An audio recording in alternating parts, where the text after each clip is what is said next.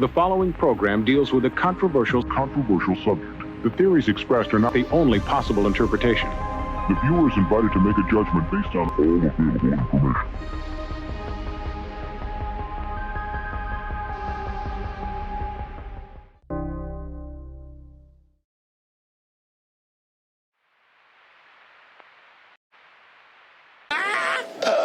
I'm Ernie McCracken. When I found out little Billy here was growing up without a daddy, I had to do something. When Big Ern saw our picture in the paper, he called the Unified Fund and got involved. I had to. I couldn't help myself. But little Billy's not the only one. There's also a little Jason here. Once again this year, I'll be sponsoring a fatherless family in every city I bowl in. Sometimes when I wake up in the morning, Mr. McCracken's already there. Jonathan, we're on a fly pattern all the way to the goal line. Tennessee. Kentucky. Down the beach. Deeper, Jonathan. It's a tough world. These kids nearly got Munson, but they're back now. Through the Unified Fund, I found out that if you give a little, you can get back a whole lot more.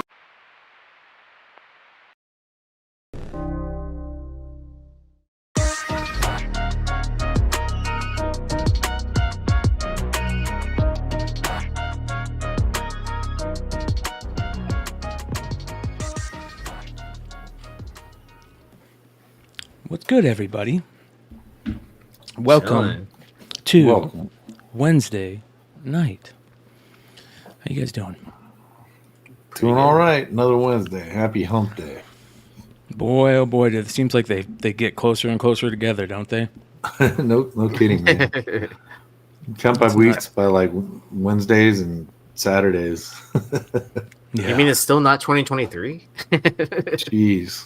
Nope, it's freaking March. What's up? I know. That's almost St. Patrick's Day. Yeah. Right? It's almost Green Week. Yeah. And it's on a Sunday. So you can, like, if you choose to, you can celebrate Friday, Saturday, and Sunday. Nice. Depending on what you have to do on Monday. Mm-hmm. Or you can make it a 4-day weekend. Yeah. You're smart if you take off that Monday. Yeah, no kidding. Yeah. Or you're smart if you celebrate at midnight on Saturday. Yeah. So that's true. We were kind of talking backstage about it. You know, the new show that we started over here with Jesse and Dennis, an industry show that we're doing Tuesday nights. And it's very interesting. I've had a lot of people reach out to me and, you know, tell me how great the show is and, you know, how nice it is to just kind of, like Leg said, inside baseball, you know, talk. And it's very easy for me because I just get to sit there and listen, you know? Nice. My job on that one is to be quiet, to be as quiet as possible, keep the show moving. And ask a couple questions for the rest of us. Yes. You know, that's it. Mm-hmm. Yep. And it's been very interesting, man. Definitely. To see that show kind of start moving. And next week we've got Sean and James on. Sean from Comics Elite and James from Mad Loves Comics and Art. And it's going to be a very interesting show where we get to talk about art books. Oh, yeah. And so, you know, I'm taking bets. If anyone's interested in the chat, like, hit me up on the Discord, you know. It's going to be interesting, man. There's going to be 4 very opinionated people that are part of the industry talking about that thing, right? So yeah, for sure. Oh, so you're still gonna have like Jesse and Dennis on there too as well? Yeah. I'm just gonna keep them nice. as every show, man. They're the co-host of that show, man, because you know what I mean. They have so many years of knowledge of like history of everything, the ins and outs. Like I always love it when it's story time with Dennis when it's about like a con, you know, about Diamond, whatever. Like it's always kind of like they know that YouTube is entertainment. Like they know right. that coming in. Yeah. So like I don't have to coax things out of people. Jesse goes, I want to let you know that we need to have a little bumper that pops up about 30 minutes after our first guest comes in that lets him know, or the guest know, that it's unfiltered on this show. It's just, you know what I mean? Okay, He goes, so you need to make a little disclaimer bumper at the bottom of the screen, like a scroll. You could just put like a scroll. You know, Like he actually had it like a interlude, sort of like a quick, 10-second video or whatever. And We're it's unfiltered. fucking Let's awesome. go. Yeah, Draw back the curtain. Let's have a good time. yeah. This should be expected. Wow. Yes, yeah, exactly. Where it's like a United Airlines like how to put on your seatbelt video. Yeah. Prepare It's for like, takeoff. One of these guys is getting the monetization down before you even got on here, so don't worry about it. Everything's okay. Yeah. Yeah, Lewis says, Bryan, next week, smoke him if you got him. Only way you may survive. That was the other thing. I stayed sober for that show. You know, if there's any show that I need to stay sober for, it's one of those. I don't know how to do that. Yeah, I know, dude. It's rough. So, anyways, it's good shit, man, and we've got some cool shit coming to this show soon. I'll be scheduling our OA show. And we're just going to do it on Wednesday nights. And we're going to have two really big whales in the OA world that know their shit that are going to be the co-hosts for that show. And we'll do it, once every couple of months, or, that type of deal. I think I'm going to figure out how to, schedule guests more. You know what I mean? We're going to have planned out. Yeah, instead of doing it in a way like we used to do, like at Flipside and stuff, we learned at Flipside that most interviews, they're boring. It's not to not appreciate the guests that take their time to show up to be on the podcast and stuff like that. It's not exciting media, right? For most people, unless you're a fan of that creator. Mm-hmm. I think it works in our smaller little comic universe, if this was only I don't know, sports cars, toys, or something like that, I think it's a little easier in our community, because not only do we have do we know who the vendors are, do we know who the resellers are, this is a community where you can comic book fandom, where you can get in touch with creators or artists. You can go see them at the show. You know what I mean? Maybe you got to pay for an autograph or a head sketch or whatever you want to pay for. But it's like how often I never got to meet Mike Trout. You know what I mean? He's not gonna be. He's gonna be. He might show down up the street, but he's not gonna be at WonderCon. The stadium's only half a mile away, but he won't be there. But he might show up to a card show. Yeah, maybe. Topps does that all the time. Who did they dress up? They aged up Michael Harris, right?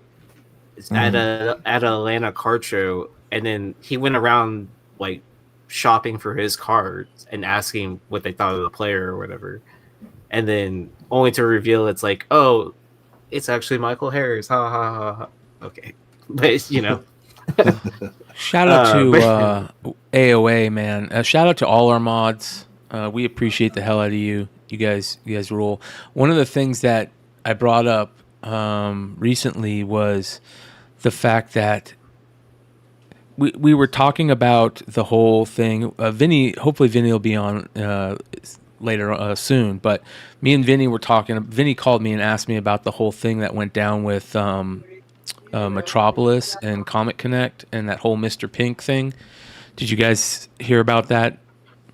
I heard a whiff of it. There's basically what happened is a disgruntled ex-worker for Metropolis and Comic Connect put out a big, huge forum post that said a bunch of disgruntled worker shit, but more importantly, and the most important thing in my opinion, that there's shilling going on at Comic Connect and Metropolis on their auctions, and that it's the owners of the auction house and the companies that are shilling under a name Mr. Pink. Oh wow. Yeah. Thorough did a live on that. Yep. He broke that shit, man. Last week or something. Was it him? That's who I heard it from. He was live in like Dude, it was for crazy. him, for East Coast guy. It was like, I want to say it was like 3 PM or something. I think he went live before dinner or some shit. Yeah, know? drive time. He said he's gonna start doing that more Opposite often. coasts. Yeah. Yeah, so make sure you guys go check out Keep It Thorough Comics on YouTube. So anyways, But I don't want to be Mr. Pink. yeah. So anyways, we were talking and about that show, and we brought up Scout Comics, and one of the things that we talked about during those moments is that like CGC, by taking that off, basically what happened is that was on a CGC forum, and CGC pulled the post. That's stupid on CGC part. Now you're complicit in this whole thing. If anybody talks about them shilling, you're going to hear CGC's name pulling the post on the forums. Same with like Scout, when they had all that stuff going down, all the responses on the Twitter, they took them off and they made it so you couldn't respond. Shout out to our CGC. Does CGC used to advertise Comic Connect? Like, didn't you used to get a Comic Connect flyer? You might have. So anyways, that brings me to the whole point that I'm super stoned and I'm taking the trip around the moon to tell you. Shout out to our moderators in here. I never want to block anybody in the chat or on the show unless they're like a bot. You know what I mean? Like one of those Russian sex bots. If it's somebody that's doing some stupid shit in the chat and they're making some stupid comments, I expect the chat to go at them, right? And let them stay in the chat. You know, let them stay in the chat. The chat can fucking go at that guy.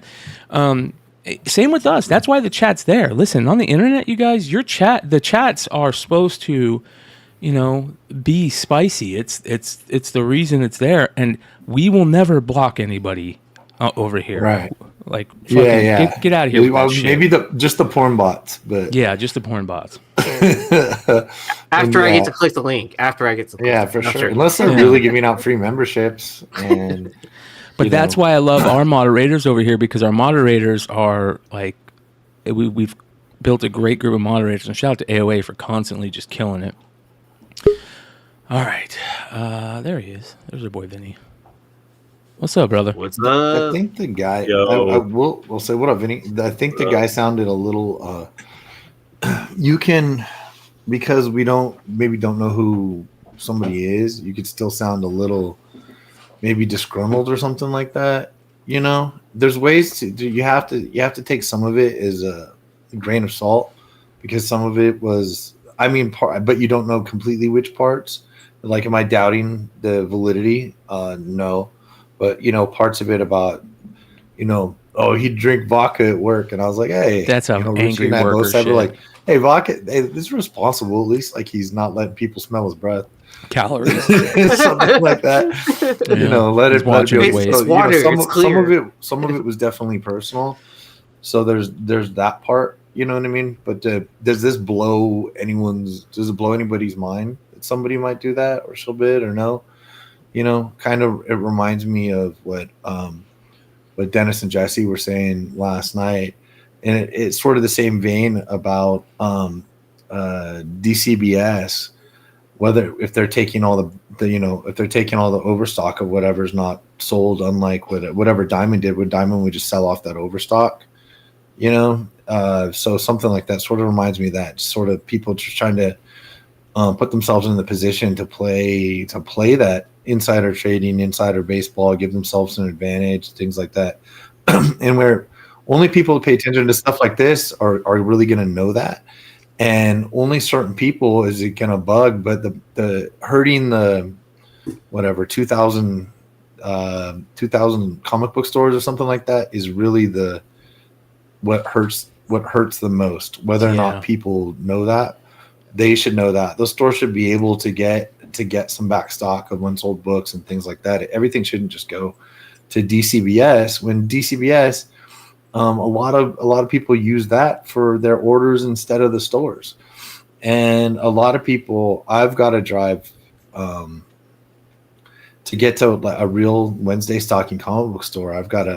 It's probably at least 45 minutes. It's kind of in the boonies from where I live. It's not even where regular stores are. It's pretty far away. So I can't go make an hour and a half trip every Wednesday, and if I did, I would be the guy calling ahead to see if they have something.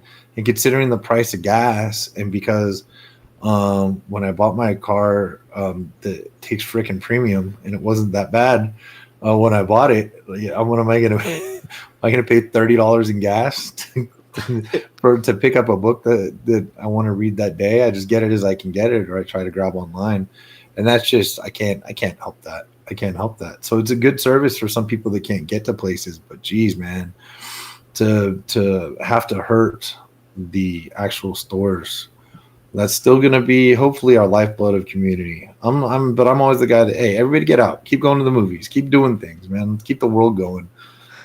Do something. If you're out, try to remember what you need to buy instead of just clicking Amazon. I have one question though, real quick, for the chat. Chad Cave, were you the one that was working for Metropolis or Comic Connect? So, we talked about the whole thing with Scout. Did you guys hear what happened with Scout with this? Got the bunch of artists and creators came out, said that they weren't paying him. Yeah, I heard them speaking. Yeah, it's rough. But then now they're merging. That saddens me a lot. Did you guys see this? But then now they're merging with that. What a time!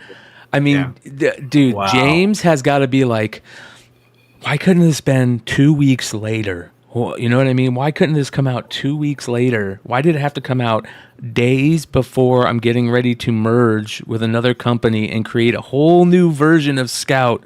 And it's supposed to be like a good thing. Now everybody's like, what? Yeah, and that.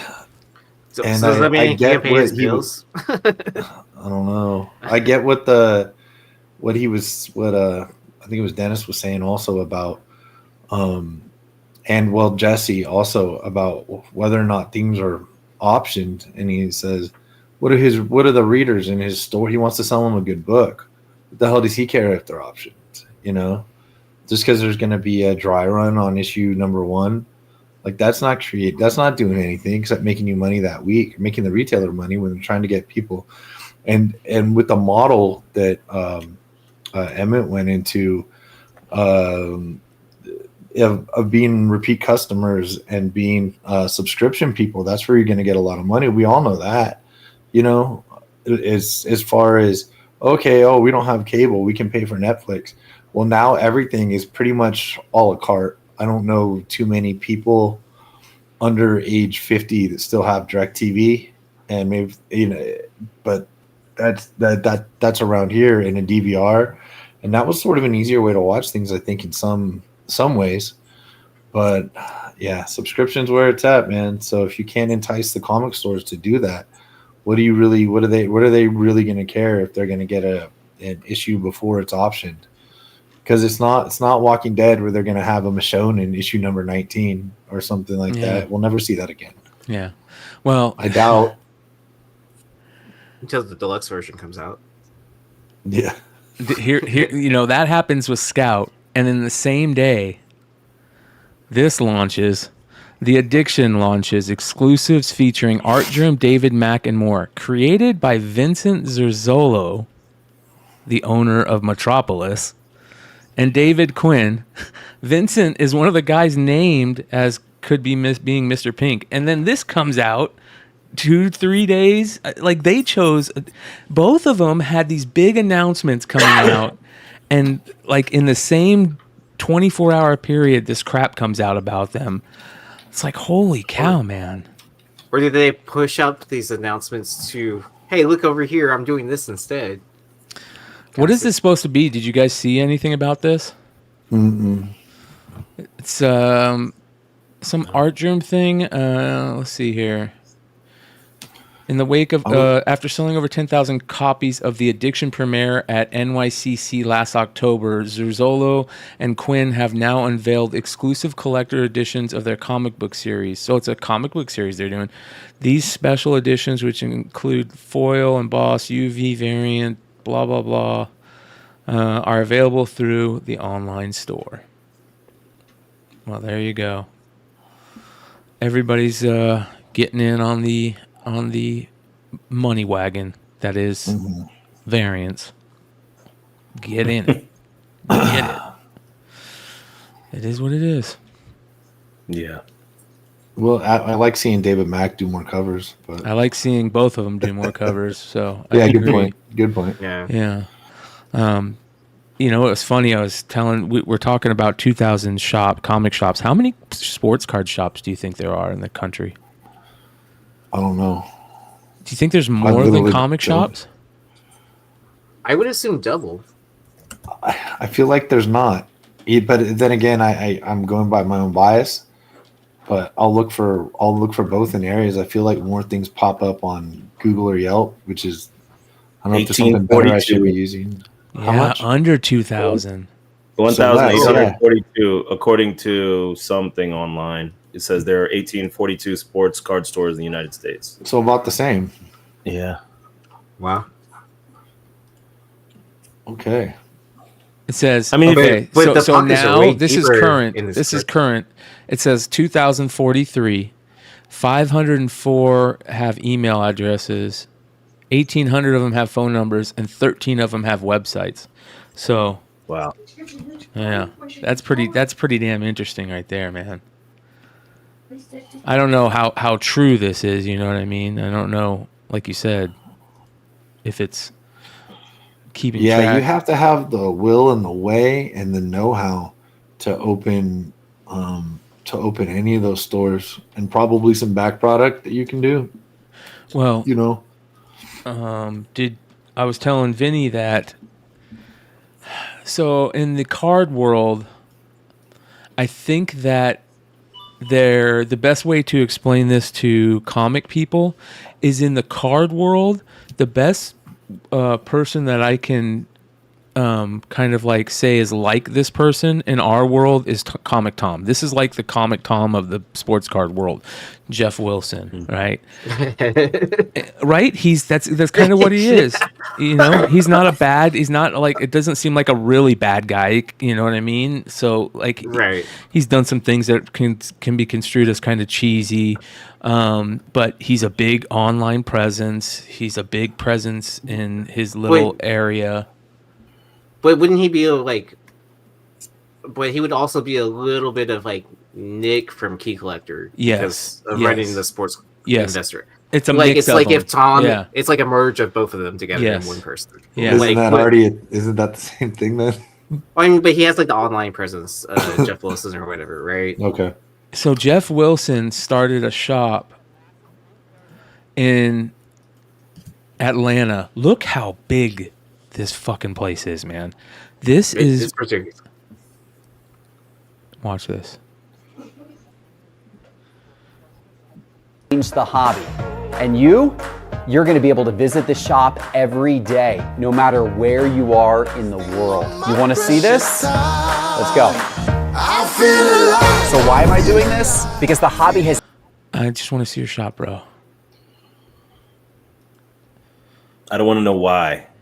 I don't need a 20-minute background story. Why am I trying to sell you all these things to make money? Let me No, know. you know what's crazy, guys? I was Bryan was telling me this, and he was like, "Have you heard of that store?" I was like, "Yeah, it's like 10 minutes away from my house." I was, you know, how you're just driving, you might see a comic store or a card shop, and you might just stop. Like that's what I did, and it wasn't open yet, and I was like, "Oh, okay, cool. There's a card shop that's near my house. Maybe I'll stop by." I didn't realize like it was like such a big deal, like who this guy is, and that it's like this big store. Yeah, like so he has all these like breaking rooms in there where if you buy something in store, you can go into this room, open it live on a camera, because it's like a 24-hour or like when the store's open, it's an 8-hour feed of them breaking, and you can see the breaking, TV. and you can broadcast.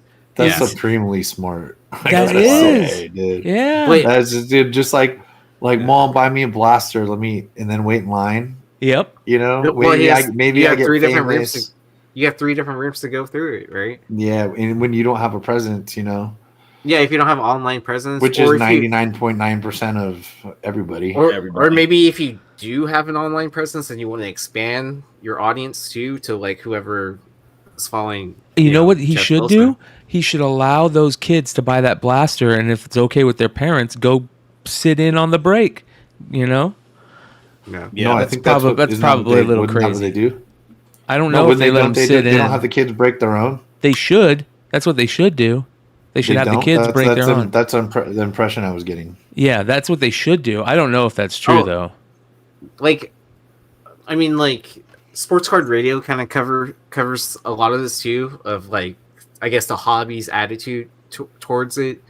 I mean, especially on that side of the fence, the people that do not like Jeff Wilson and all that. I love the sports card radio guys, man.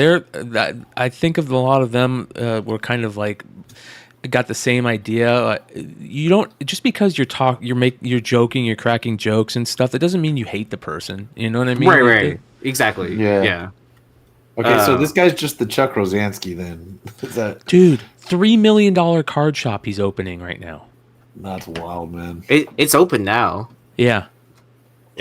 So Vinny, you can go break cards there. You should have broke all your prism. Yeah, dude, I know. I should have done it because Lord knows. Actually, you know what? Nobody wanted to see those break. Everyone wants to see the collation you ended up getting. I think people would have just felt sorry for me because like it was very like lopsided. Eventually, I hit some Wembies, but man, I was like really striking out. I was like, how is this possible? How is this possible? Oh man! Look at those card cases. Like, how smart is that? Instead of have them being down in cases where it's going to take them in a bunch of room, you put them in vertical cases and you put rows. You double, you triple, quadruple. Upright. Yeah. Yeah. Well, because you can do two-sided too. The way it's standing. Yeah. Look at that. Those are all Magic cards right there. Oh yeah. Dude, this shop is so big that he's got 2 employees that he's flying around the country buying collections. Oh wow. Yeah. Oh, to keep shelves filled.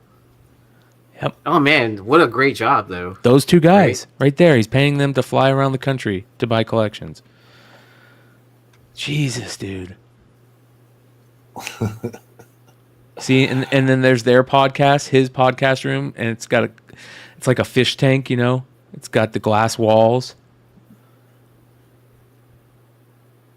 So what we're here doing today is announcing Comix HQ. I wish, bro.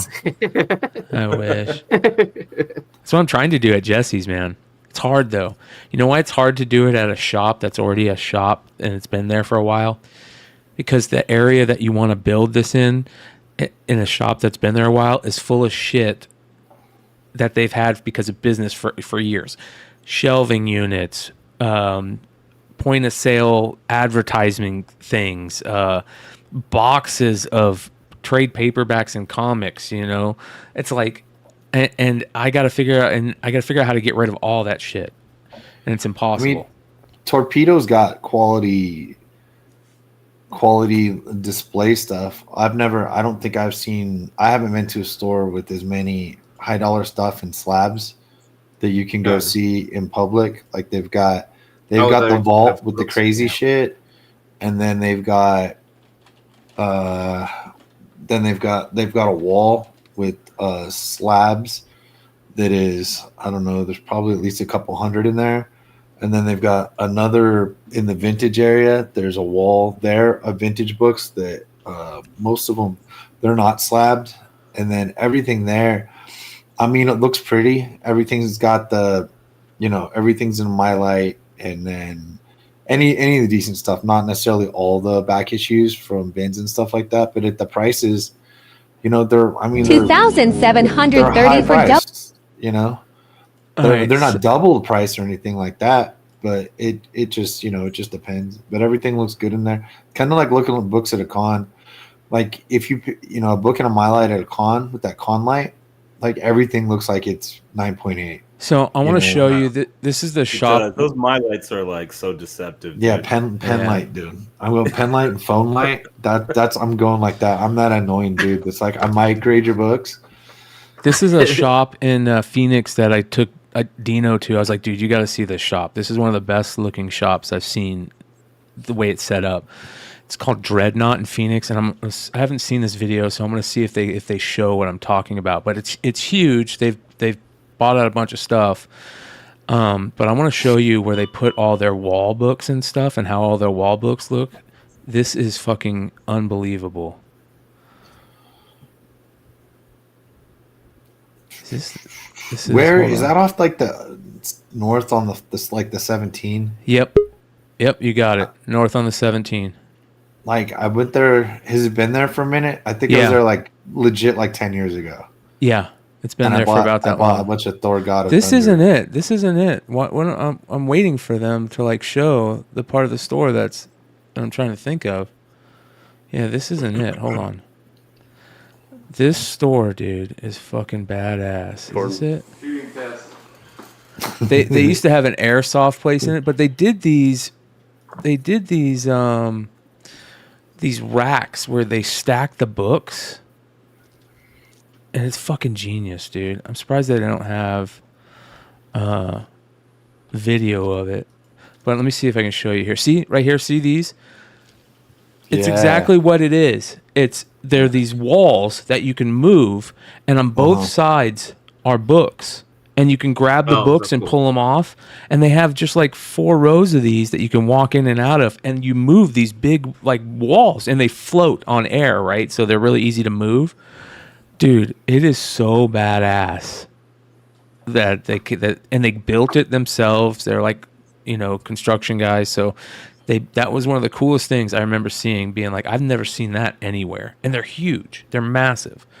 And it's the same idea, like being able to save more room. It's genius, dude. So anyways, back to our boy at Cards HQ. Does he have a finished? I want to see the finished. There's got to be a finished video of it. I mean, it's fucking so big. Hey, that's what she said. Hood, what's up, brother? What's going on, Joe? Well, what we need to do is send Vinny there, and then he can do like a 10-minute like film around the whole place, and then Google Glass that shit up. Yeah, tell us your experience at Card HQ. Yeah, take video of that. Yeah. And here we go. Let us know how meeting Jeff Wilson was and all that. Yeah, I mean, I really didn't even know who this guy was until right now, so that's amazing. Nice, dude. Yeah, young Chuck fan. Yeah, he runs the sports card investor app. Okay. If you've ever used that before. I've never used it. Okay. Yeah. Anyways, it's pretty interesting. So we'll have to see how that turns out, if it's stays open very long or what, because it's such a big store that I don't know how you keep inventory on a store that big. That was one of the very interesting things. One of the questions that I asked Jesse and Dennis is that basically, if you guys could do it again today, would you have a brick and mortar store? And Jesse's like, no. If I had to start today, I wouldn't have a brick and mortar store. I'd be doing everything from my garage or my house or a couple rooms in my house. It's like, there's no way I'm trying to fill a big, huge inventory place when I could do everything very small and easy, sell online, So you just be Drew. Yeah, exactly. Not kidding. Drew's doing it smart. Never had a brick and mortar, but on eBay for over 20 years, since day one, selling comics and buying out back stock and selling it all on the interwebs. Yep. And now with the ability to go live and sell that back stock that nobody was able to amass, or very few people, if any, to tell you the truth, on modern books anyway, because that's obviously he's a 99% modern book guy, you know. Yeah, he's the best, man. I don't know anybody that has the type of inventory that he has. It's he's like, there's a picture I took of him and Scotty drunk. Dude, it's like 1 a.m. He's like, I bet y'all talk. Bet y'all. He's like, you take a picture of these guys. Like, if you want, man. He's like, and anyway, yeah, that was like 1 a.m. at Marriott at WonderCon probably 2 years ago. So that was a good one. But now he just got back like 30 Scotty SS books. He got a ton. But who has that? Nobody. Like who has those? And a lot of them are the rare ones. Who has those books? He doesn't. Dude, he sold a Scotty Spider-Man book on his eBay live sale the other night. Yeah. It was his final book. It was a 9/6 signature series. And I think the comps on it were like around 150 or something. It sold for like $550 and it was crazy. Yeah. I wish I could replay. I'm going to figure out a way to be able to replay the eBay live stuff to show you guys, because right now the way they have it, you can't watch replays or any eBay live on the computer. And second, you can't screen record it. It doesn't let you screen record it. So I'll figure out a way and we'll be able to play those replays. Dude, Drew's shows are hilarious. And here's the other thing. When Drew is drunk, he's fucking funny, dude. It's these constant one-liners, dude.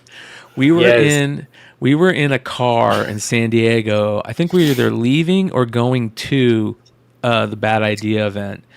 And we were just wasted. Like I was at least. One. Yeah, I was you high on mushrooms. Yeah. And Drew is just ripping on these guys so hard on me, Sean, and Frosty Mug. Yeah. Right? And it had the Uber driver laughing, dude, so hard. We were worried he wouldn't be able to drive the car. It was crazy. Yeah. But imagine me, Brian, Drew, Frosty's not quite there. We're in like a Kia Rio.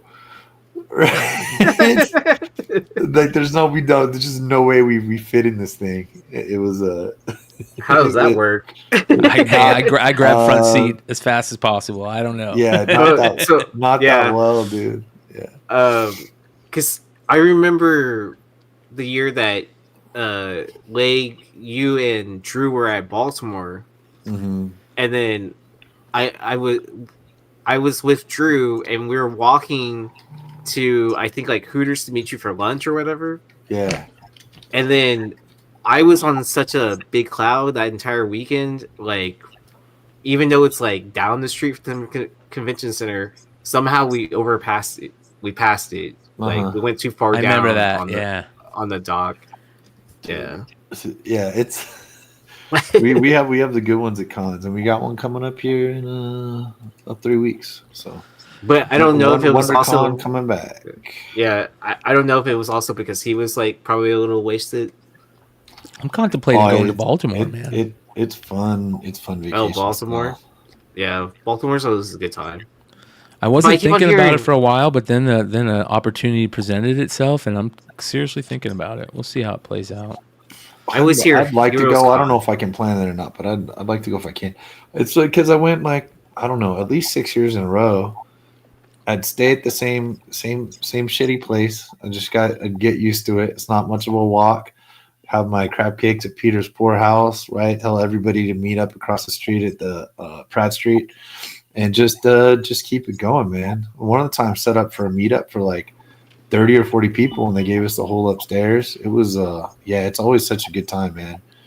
So I like it, and people are like, oh, like Baltimore, and it's like, oh, it's Inner Harbor. I went with my brother Jared to the Ravens game because they happened to be coming. He was like, man, oh my god, this is just what you do. This is so fun. I was like, dude, it's just comic nerds talking about this shit, wandering around a con, enjoying, a lot of us become friends doing these things when we hadn't even got to meet yet, So yeah, just a good. Well, like meeting your brother-in-law Cons are the best, dude. Your brother-in-law was really cool. Yeah, dude. He had he had such a good time. Yeah, you guys chill. You sent him books to read and stuff. Yeah. It was I thought I lost him once. The other time he wasn't. We were gonna miss the flight out of there. I was like, dude, I'm gonna leave you at the hotel. I was like, I'm not missing a flight back to California, man. I don't know what to tell you. We were up so late the night before everyone else was flying out. Oh, dude, yeah, it was, Like, yeah. I'm not that smart about things like that. And I'm shit. surprised I made it to the airport. But as soon as I got to the airport, I was sitting there. I was contemplating just putting on sunglasses and then like, scooting onto the plane. And before I sat, like as soon as I sat down in the chair, Doc Joe comes up, walks to me, and is like, "Hey, are you on this flight?" I'm like, "Yeah, yes." And then he's like, "Hey, go watch my bags for a second." I was like, "Okay," and then I sat down by his bags, and then by the time he gets back, I was like, "Oh, what's up, Doc Joe?" Yeah, and he doesn't drink, so it's easy for him. Yeah, so, like he was all chirpy and stuff like that, like. Oh yeah, and I was like kind of like, I think I got like maybe 2 hours of sleep, and I made it to the airport. I'm happy for that. Yeah. Oh man, yeah, it was those are good ones. Those are good ones. I haven't flown to one in a while. I wanted to go to MegaCon. It sounded like a good time. ECC sure had some mixed reviews up there. Too many trash can beers. ECC. Do you remember you go? I go, hey man, how's it going? You all right? Yeah. And I go, what'd you do last night? Oh, we went out. And I said, okay. He goes, man, I've had about 10 minutes of sleep. I go, since yesterday? He goes, yeah. And trash can beers at the casino. Wow. Man. That's awesome, I was like, how are you even up? I mean, Aaron, he's a little thing, man. Like, how in the hell are you still up, bro? So Dude, by that, beast. I think by the time you saw me, by that point, I had already drank my coffee for the morning and stuff like that. Yeah, so like, because I kept on walking, like from the hotel to the convention center, I passed the Starbucks. I was like, kind of like, I have to get there and get something to drink if I'm going to make it through the con for this day. Yeah, and Flipside got a booth, and it's like, okay, we thought it was going to be more like a throw some books on a wall, have like a hangout booth. Yeah, but like John Z brought his whole like collection of stuff like that. I'm like, oh, dude, I didn't come here to work. I was like, I didn't fly across the country to work. Can I put these 2 slabs on the wall so I get some spending money? Yeah, dude, I was helping Dino like bag and board and price books, and he had that J. Scott Campbell Black Panther, and I go, hey, bro, this is a fucking newsstand, dude, because he told me I just put 60 on or some bullshit. I go, bro, like this is a fucking newsstand. Ooh, nice. And he goes, and he looks it up on eBay. He goes, motherfucker, let me see that. Yeah, good times. It's that was still, we had a mask at that one, huh? Yeah. Yeah. Don't miss those. I do remember covering for Sleepy All Day Sunday, because he went to the game. Yeah. That was a crazy con, dude. That was a ton of fun. Good old days. First time meeting most people.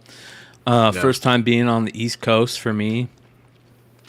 I was your personal valet, dude. I went and fetched you outside and go, McClay, table for 2. He had the sign and everything. I put a blunt. Redhood. I was walking to do that, and I put a blunt out on a dookie on a sidewalk. And when I walked back past that dookie, the blunt was gone, but the dookie was still there. So, I think I remember that session. I remember that session. Surprised. What? That's kind of like you get it somebody, dude. Plus, they got double high, dude. If they didn't cut it, they got double high. Because wasn't that before the hotel party that we went to or whatever? No, it was right as we got to the. It was right before we were about to meet Hood. It was right as we were walking to the convention after Heartless.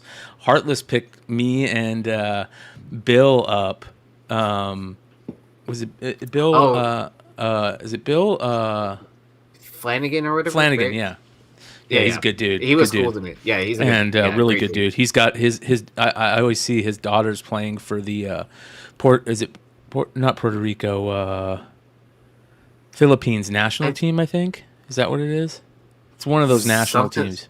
Something like that. Yeah. I can't remember exactly. Yeah. You talking about that Dino's party or whatever when we went and ate pizza and shit like that? Yeah. Bro, let me tell you, when I left, like I thought I was blind, bro. It was so fucking dark. Nobody turned their lights on.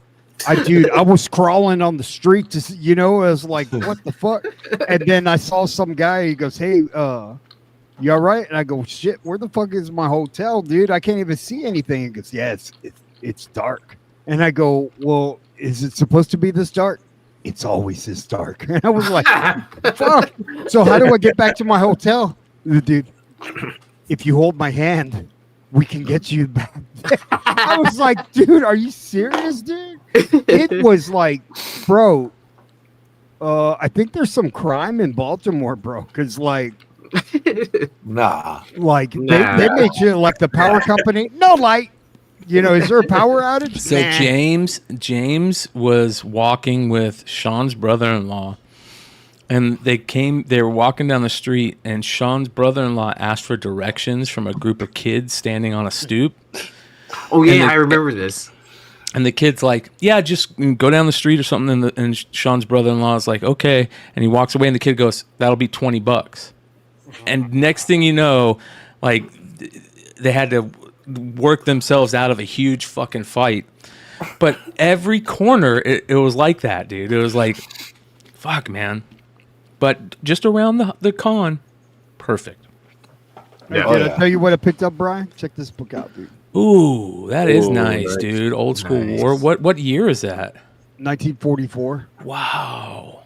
So there's only 11 graded, and man, this feels like a 6.5. The highest grade is, of course, Edgar Church. It has a 9.6, but I don't know what to price it at. What is it? Not Go Collect. Who's the comic? My Comic Shop. They have a 1.5 listed at like $150. So I don't know what to put it at. Did you guys see this? So $650. Did you guys see this? Oh, okay. I don't Did you hear about this? I'm just guessing. Oh, When does this come out, or is it out? I think it's out. This is Economics and Comics. This is Billy showing off his copy. It looks like this was. Is this today? Yeah, Is this exclusive. 25? You got one? How did This it is work a out? thank you for retailers. It's a thank you cover. right. Yeah, and they all come signed. Right. Yeah. Aren't they doing that certificate thing again? That if you send it to CGC within a month, you can get it gold label? I'm not sure. I didn't hear that, but I wouldn't be surprised. Yeah. That's badass. I thought. Are they still doing a 1 in 1,000 for something, or is it some? Or was this the thank you for ordering 25 copies, right?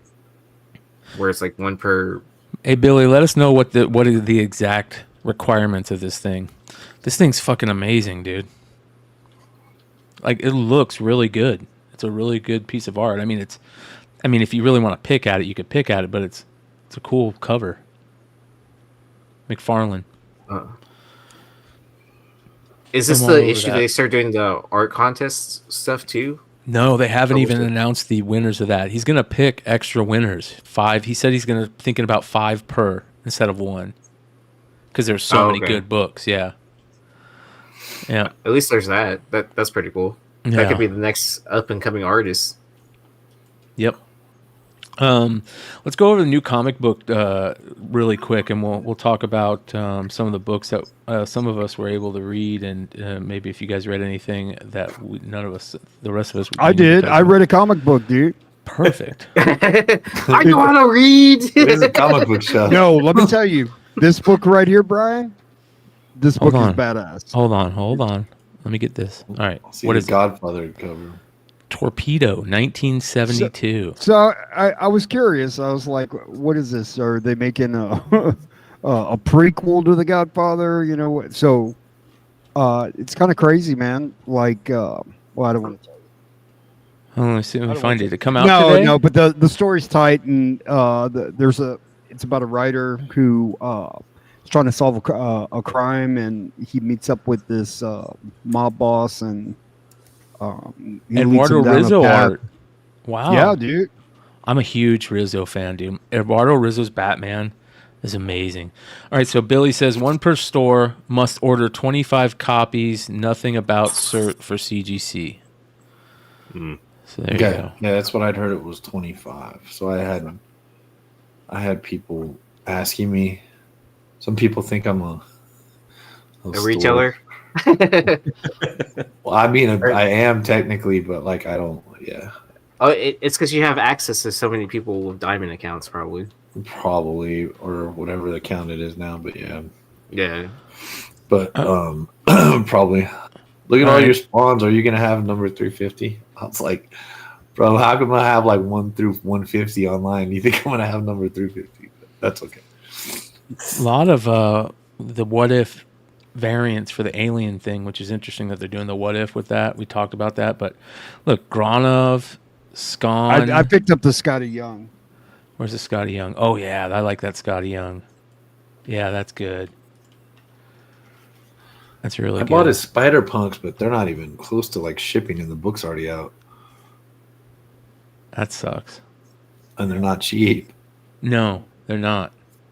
How much were they? Like $20 a pop? No, more than that for the pink one. Jeez. It was like I got like 4 regular and 2 pinks. It was like $190. I want to read this. I'm gonna read this Batman First Night. I just haven't yet. It looks interesting. Who's doing the story and the art? Hold on here. Why is it doing that? There. Man, I saw it there in the rack and I forgot to pick it up. Yeah. Mike Perkins, cover artist, Darren Robinson. Here we go. Dan Jurgens. Oh my God. Mm-hmm. Yeah. Caca. Yeah. Caca. All right. So let's see here. Batman 142, the second printing for that Joker cover came out. That Comicoli. This is a cool cover. The Redondo for 145. Let's see here. You got the 1 in 50. Look at that. Whoa. James Stoker. So I was. So I think these 1 in 50s are going to be a deal because if you look in the cover price newsletter, just because I have the shirt on, about the Harley that's going nuts right now, is that they're gonna, the way they do the distribution on that, it's like so few stores, you can't return any of the DC books. So shout out to Keith, who's also bringing this to my attention this morning. That you can't do it. You can't. So they're actually going to be truly rare. Mm-hmm. The 1 in 50s, because even stores aren't even buying 50 of the Harleys. So that Harley, was it 37 that's going nuts right now? That auction's over 300. 36. One got listed today for 170, and Joe like in a second. Hey, Leg, isn't that what they used to do like in 2011 and 12, where those variants were like truly variants? I mean, like absolutely. Yeah, back then it was that. Now some came to diamond sale things, so you can't. But they did have, there's going to be minimum prints on some of those, but some are truly rare, and a lot of them didn't. A lot of them did not make diamond sales. 667s never made a diamond sale. 678. I'm talking Amazing Spider-Man, obviously. Yeah, never had diamond sales, things like that. So stuff that they didn't overprint. So yeah, that's what I call the real variant era. 2000, probably 10, 11, up through 2000, and until store variants started. Yeah. So we started to figure out the store variants can print their own, and they'd be able to get the one. They qualify for all those. So if you make minimum print run 3,000 divided by 25, that's how many 1 in 25s you're going to get, plus 1 in 50s, 31 and 100. So that's what made it very lucrative for stores to start doing those variants, because they get those. And thanks, Adam. So yeah, you just started doing people started doing all those, and so it didn't kill it, but if you know that there's a crazy cover coming out, and it's not for an issue number 1, or it's something that's not going to be solicited, those are the only ones that started to actually become more rare. So those older ones, 12, 13 years ago, people started to pay not as quite, out of sight, out of mind. And a lot of those are back in people's collections. So I think any of the good variants, the Venom variant series from 2011, 2012, any of those that you can find for a decent price is really, really, really smart to buy and just raw, but especially 9.8, even 9.6 or 9.4, because you're not going to find them. And there's not people pulling them out of bins; they're just not up there. They're collectors' books. I'm still looking for that Iron Man Venom. The 512. Oh man, I've had a few. I've sold them all.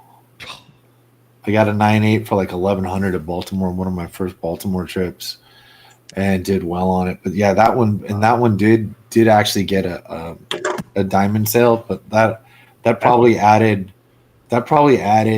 between the couple people that happened to get them, that probably added like 50 to 100 copies out there in the wild, which in the grand scheme of things, you think about all these comics, that's not that many.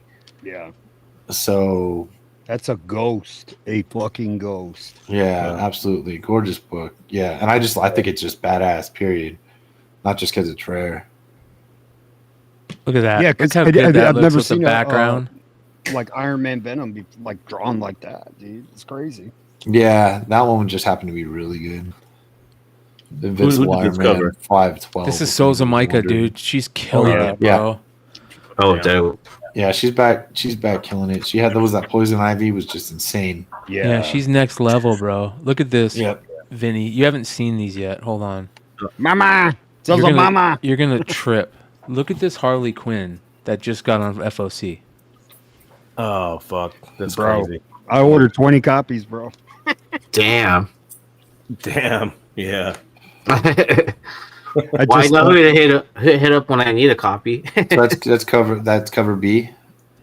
Yeah, no, it's the open order anyway. C, whatever. C, Yeah. cover C. Cover M for mama. So not only that, Vinny, in the same week, she put out a badass Power Girl cover. Let me show you it.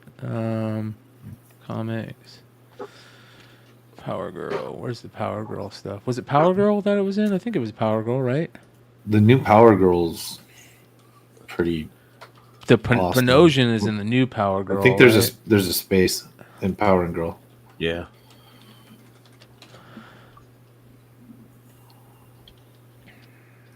I actually ordered some of the Souza Micah from Billy's online shop too. This is in the same week she's putting that out. Crazy. Nuts, yeah. man. Love it. She's on These fire. These are coming out or they're out already? So these are coming out, right? These ones, the ones that pre-order last week. The two that I just showed you, this one is on FOC, and then the Harley's on FOC. The one that we saw, the Black Canary one, that came out today. Crazy. Yeah, wow. Look at this Poison Ivy one that she put out. So she's doing the Women's History Month stuff. Wait until you see this Poison Ivy, man. She put out another book today too, man. You spelled poison wrong. Oops. There you go. I didn't want to be the one. Technical writer, dude. You gotta, I see that shit a mile away. I'm sorry, bud. Where is it? Right here. Okay. Yeah. There it is. Look at this, dude. Holy shit. Killer. Killer. Yeah, she's got two books on the cover of the year already. Should literally sell. Be a great selling point. We should do this. Sell 9.8 sets of those three. Oh, yeah. Oh, nice. All together, right? Yeah, it's DC cardstock, so we're talking minimal press, if anything. 99. Crazy. Wow. Yeah. So she's killing it, man. All right, let's see here. Blue Beetle, Captain America, the Mark Brooks stuff is still, it's always good. Crave, Dark Souls, Daredevil. I picked up the J. Scott Campbell Corella. It's all right. Which one is that? They're not showing it. Let me get it. Doctor Strange 1 in 25. That Doctor Strange is the one where, that's such a great cover. That's crazy. Right? Yeah, that's awesome. Yeah, that's sick. This one right here, dude. This Doctor Strange cover is good too. This is a Stormbreakers variant of Gamora. Nice. Gamora is such a great character. She's a great looking character, a great like history, how her overall, like how she is. It's just a great character. You need to use her more. Spider-Gwen 125. I don't know, man. Yeah, giant size. Yeah. Meh. So was that $10 book probably? It's a 1 in 25. It's actually, I think it's selling for pretty decent. I can see that. Yeah, of course. She didn't get the $9.99. Yep. Yeah, here's the J. Scott Campbell one. All right, hold on. Gorilla. That's cool. Yeah. It's my boy. It's my boy, Jay. One of my favorite all-time songs is a song about Cruella from Dead Sea. What's his name talked about this last night. They reprinted this one. Wasn't that funny? So yeah, I picked that one up. Dude, this is funny. This is synchronicity follows me in weird ways, man. Long Short commented on the Hot 10 when I was talking about variants and reprints and stuff. So we brought him on and how reprinting books is hurting the originals, like Lost 23 and this and that. We bring him on. He's like, I'm gonna come on Saturday Night Show. I'm like, sweet. So he's on Saturday Night Show. We have a conversation about it just a little bit. He brings this book up when talking about Sozomaika, right? This book was originally a Kickstarter that has a super rare virgin variant of this. Look what they're doing. They're reprinting it. The same thing that he came on the show to talk about, a book that he showed, hey, look, this is a super rare Sozomaika, because that show was basically, the main part of that show was talking about how good Sozomaika has become. And he goes, look at this ghost of a Sozomaika book. And look, they're reprinting it the next fucking week. That's whack. So you can kind of see in real time what this book actually does in the short run and then in the long run, like to see. Unless it's not the same cover, it could be a different cover, but it looks exactly the same. Maybe I'm wrong. Well, the book, that one you can still get a cover. If this book was shot up to like $50 or something, I could see where it may hurt the original Kickstarter. Yeah. But if it's a cover price book, like, and people like don't pick it up because it's a reprint, then it's okay. But like if they create like scarcity in a reprint where people want that, and that could take away from the outlier book, you know? Yeah. This is a funny Knights. I love how Knights of the Dinner Table still do like funny homages, but like they're not comic homages. They're homaging the what are those? The something brothers, the Venture Brothers. Dude, the Venture Brothers show is one of the funniest shows ever made. Yes, that show is hilarious. So that's pretty cool. Oh, here you go. I found the Sozomaika Kickstarter one. Sure, you want to share your screen? Yeah, I can do that. Is it the same cover? Yeah, it looks like it's the same cover.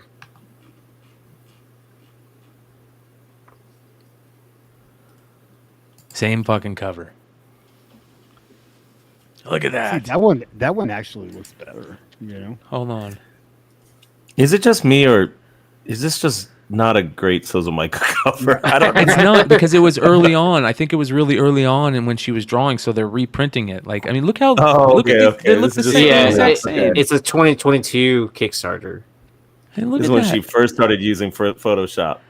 I mean, the background's a little different. It looks like, right? The lighting, but yeah, or Adobe Illustrator. Yeah, she or just changed the color and added some people. It's probably both. Man. And, that's it. Added people in the background, changed the color on some of the things. Yep, that's what happens, man. That's a bummer. I'm shipping these Sozas off to get graded Friday, so. Oh, like, these are the bitter pretty roots. Tough.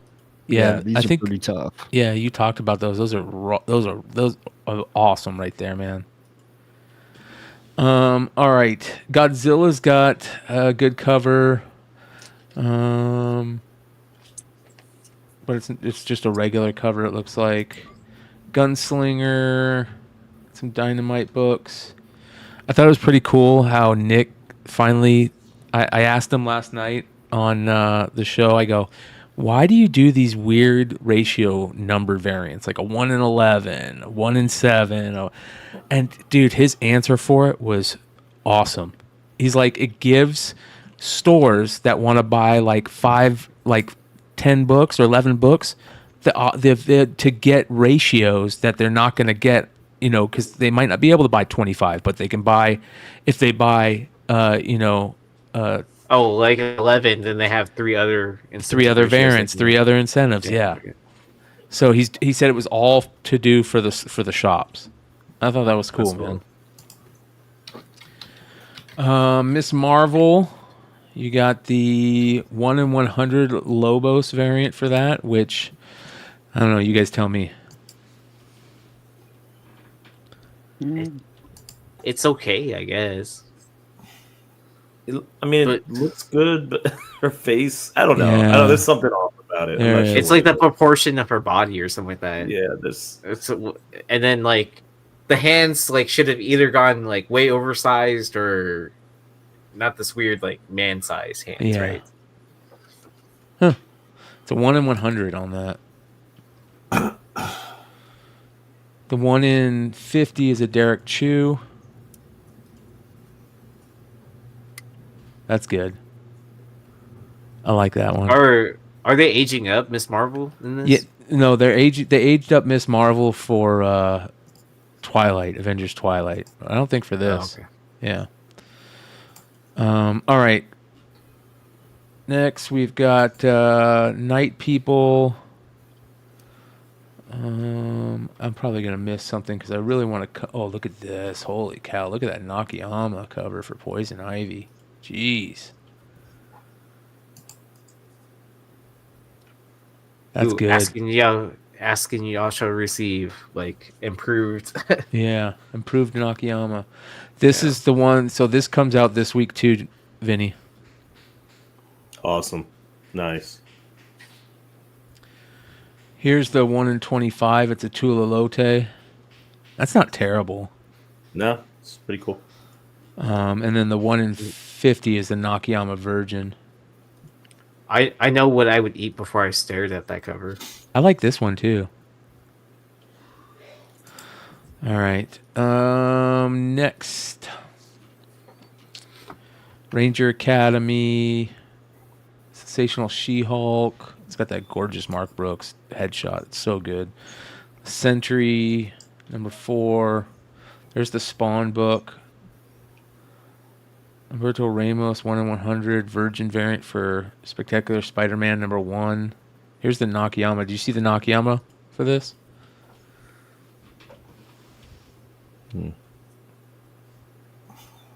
It's interesting. Yeah, not bad. Yeah. More Spider-Man stuff. Todd Knock. Star Wars. A lot of people are talking about Star Wars number 44. Look at this. This is garbage to me. This is a 1 in 25. It seems lazy. Yeah. Like, what the hell? Thought Darth Vader was on all 1 in 25s. Should be. Seems like it. Pretty much. Yeah. Right? All the books that matter, right? Yeah. Wow. This Miko Suyan, High Republic number 4 is pretty gnarly. Yeah, Miko's the shit. Yeah. No. It looks better with the trade dress. Subgenre, Suicide Squad. All right, Superman 78, Turtles, Last Ronin 2, Re-Evolution number 1. Got a couple good covers. Turtle covers. You got the Sugar Skull Michelangelo, it looks like, coming out. That's dope. Man, look at this. The Last Ronin 2 Re-Evolution. That's a cool cover, man. I picked up the Dia de los Huertos cover. Yeah. This one. This one right here. I think he's in Phoenix. Yeah. Yeah. This is a good cover too right here. I really like that one. Yeah, that's cool. really good. All right. Oh, with all the new turtles, and then look at them all. Jesus, man, there's a ton of those it's- variants. All right, we're going to talk about Thanos here in a second. All right, Oh, Ultimate yeah. Spider-Man #1. You got the third printing, 1 in 25. Yeah, but here's you guys. This was the crazy thing. This book is selling for a ton of money still. The original, the first print. Yeah. Oh, the 1As. Yeah. Oh no, this was the 1 in 100, right? This is the third print, 1 in 25.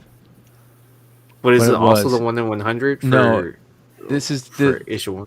This was the variant that they did. Oh, okay. Yeah, where they did on Gotcha. different costumes in the same pose. Yeah. Greg Land variant for it. Sarah Pacelli. All right, let's get into this. Ultimate X-Men #1. Peach Momoko. Written by Peach, drawn by Peach. All right? Right. What did you guys think? I mean, I read it. I know Leg read it. Yee read it. Did you get a chance to read it, Hood? Which one? No, not that one. Oh, Vinny- the one Vinny you put in probably has no idea. the PDF. I didn't. Did you even know Peach Momoko was doing an Ultimate X-Men book, Vinny? Fuck no, man. I didn't know. I didn't know it was her book. Like, obviously the covers, because she's under Marvel contract. Yeah. But I did not know. So I didn't know what I was getting into reading this. I thought it was an X-Men book. It didn't surprise me, to be honest, with her, like, how many spin-offs of Demon Days that she got. Like, Yeah. do you remember how many covers that came out for that? Like, and there was like a new Demon Days. Like, it seemed like almost like once a month, maybe once every 3 months or something like that. So it didn't surprise me that she got this title. Yee said the same thing that Billy just said, that it wasn't bad, it just didn't feel like an X-Men comic. Yeah. It feels I was like this is I'm like like manga. Just Peach doing her thing. Like, Yep. okay. It's got a dark side to it. It's got a real dark side. Yeah, it's not necessarily. So is this character's first appearance then, right? Yeah, in this universe. It's the ultimate version of Armor. Great character, period, in X-Men universe. But yeah. Yeah. I mean, there was a couple scenes. Let me pull this up, see if I can pull this up, because there was a couple scenes, man, that were just really, really good. Would I buy issue 2? Yeah. I would check it out. I would check Sure. it out. Like, Yeah, I don't mind. For the read. Like, I'm interested to see how it blends, like the manga and comics. I mean, because it kind of reads like a manga, but then it reads just like a comic, if that kind of makes sense. Yeah, and the art's, listen, you guys, check this out. The art, surprisingly, let me go ahead and show you guys some of the art here. The art, surprisingly, isn't bad. I mean, it's a style. Yeah, It works for her style. Works well for panels. Yeah. Yeah. I mean, that looks good right there. Look at that. Yeah, actually does look good. Is it watercolor? Yeah. It's beautiful, man. So the art is very good on the interior. The storyline was really good. People forget that Peach started in like the horror kind of subgenre stuff, like the Japanese horror stuff. And there's some cool moments in this that you can totally tell, like that's her perfect spot, right? It gets into kind of the dark stuff. She changes to like this weird black and white bluish tone thing. The art's still, decent, right? It's better than any Momoko that I'm used to. Gets, like I said, really dark. The art gets really good. But there was is actually Soza Micah that showed me her older, darker side stuff. We were at lunch with her and Drew and Big Clutch, and we were talking Pete stuff. And she showed me she had, I don't know, saved for whatever reason, or I don't know if she just brought it up. So just stuff that I had never seen because I'd only seen her comic stuff. And this is probably over a year and a half ago, something like that.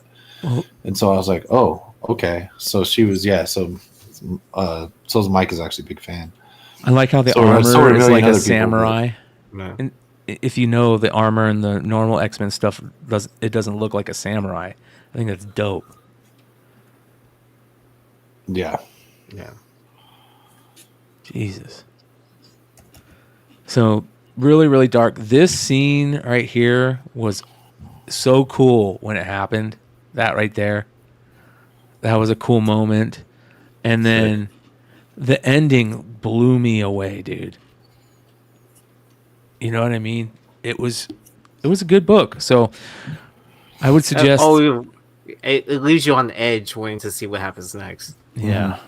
Yeah. I mean, it's just like watching anime, right? Like, well, the episode always ends on like something. I'll just put it this way. You don't expect to get an image like this. Yeah. You know, you don't expect to get that image. And then wonder how it happened. Yes. Yeah. Or if it's what it looks like. And this was super cool too, where they put these pages and she explained everything, like what the buttons are and what their meaning, and I love this. Yeah, to me, second button, I was like, who gave her the first one then? Yeah. I didn't now I get it. That's awesome, dude. That's crazy. And then she explained all this. Because that makes a whole lot more sense. It was very cool. And I like that she's doing the traditional Japanese route stuff. And like issue number 2, the cover looks pretty damn good. So I'm really looking forward to it. So, man, surprising how good the Ultimate stuff has been. I think Black Panther has been the least, of them. But yeah, and it feels like they gave it feels like they gave her reign to do what she wanted to do. Yeah. Oh, I doubt this is highly edited. You got it. Yeah. Yeah. Well, after Demon Days, I'm sure they're like, all right, let's see what you got. Look how good that cover is. The 1 in 100. And they pay her. So, the 1 in 100 might be a good pickup. Right? The samurai. This character is going to be a big character. I mean, her first appearance is already taken off once, we found out this was going to happen. But, man, again, Mark Brooks, top 3 comic book artists in the game right now, in my opinion. I don't think he puts out a bad cover. Some of my favorite comic book artists will put out a bad cover every once in a while. I don't think Mark Brooks does that. That's a good one too. The 1 in 25. Oh yeah. Are you talking about how Mark Brooks, even his bad covers are still mind blowing? Yes. You got it. Yeah. Second printing coming out.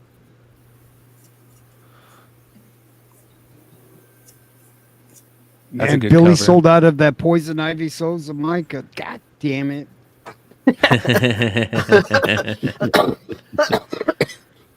There's going to be a lot of them. You're going to be able to pick up 9/8 of those at some point. Yeah. So, all right, let's go back. Thanos number 4 came out this week. This is that mini-series that is being done by Christopher Cantwell, and it's been really good. And they've had nothing but great Linnell Francis Yu covers too. But there's a really good Hildebrandt cover, and then so there's a really good. That one's good. The Snap one. I actually put that back. You know what I mean? Yeah. It's like a little too on the nose. Yeah, like a lot of bad things have happened since then. Well, I'm gonna bring this back up here in a second. This one's really good though too. The Torrin Clark. So, but the Linnell Francis Yu covers are just the best, right? This series was really good, and what's really good about this, and a lot of people might not know, is that Thanos is basically dead in the Marvel comic world, right? And he's got to basically come back from this place he's in, like this solace place. And I love, one of my favorite things about Thanos is his relationship with death. They didn't really key in on it on the movie version. I always thought it was so cool how he wanted to do all this stuff to prove to Death that he loved her, and she never would even notice him. You know what I mean? Like, that was such a cool thing. And they couldn't do that in the MCU. Like, they couldn't play that. So they, the original reason that he killed half of every being in existence was to show Death how much that he would do anything for her. He would kill half the people in the universe to show her his affection. And they did it the different way in the MCU, but so he's got to come back. Well, in this issue, he's basically fighting Death. Him and Death are fighting, and I'm not going to give too much away. It's a cool story. It's only 4 issues. Go check it out. But basically, at the end of this one, it's a really cool. What? I said at the end he taps that ass. It's really cool, some of the stuff that they do to stop them fighting. Doctor Strange, Emma Frost, Iron Man, Hulk. Who else? There's somebody else.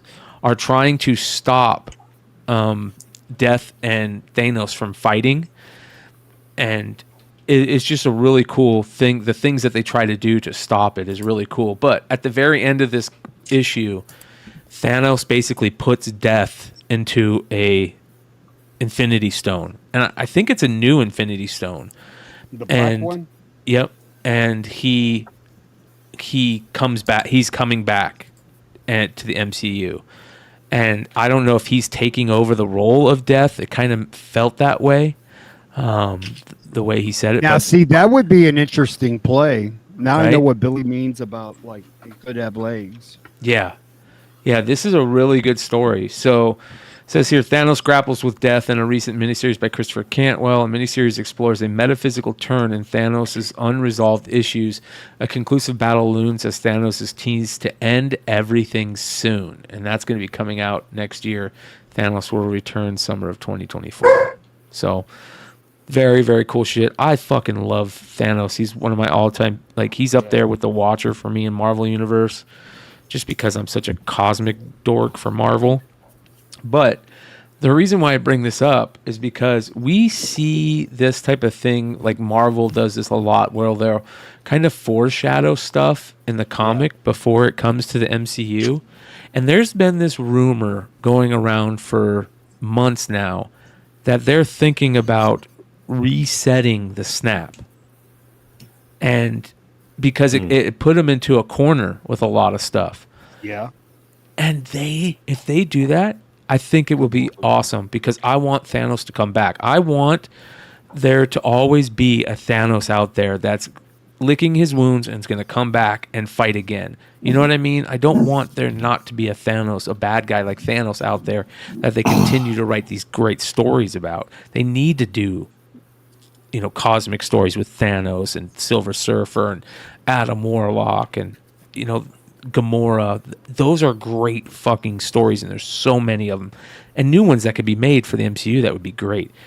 Let's bring back Thanos. And this really surprised me when I saw this right here on this issue, where Thanos is coming back to the Marvel Comics universe the foreshadowing, all that stuff. They mentioned the snap, which never happened in the comics. It only happened in the MCU. And what's going on with Deadpool 3, and they're trying to refix all the time stuff. You know, God damn it, Brian. Now I got to go pick that up. You sold me, bro. You fucking sold me on that. That was good, man. Yeah. I'm in, bro.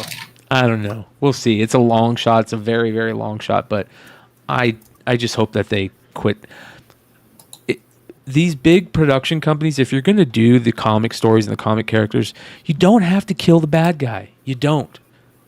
Bad guys never die in the comics. They go back, they lick their wounds, they figure out a better plan that they think is going to work, and they come and fight again, and they get beaten again. That's comics. And why ruin that? Why, pigeonhole yourself in that way? It's very weird. But yeah, so that was basically New Comic Day. Was there anything else that you guys think of New Comic Day wise? So have you seen the original art on that snap cover? So it says O at the top. No, I'm just joking.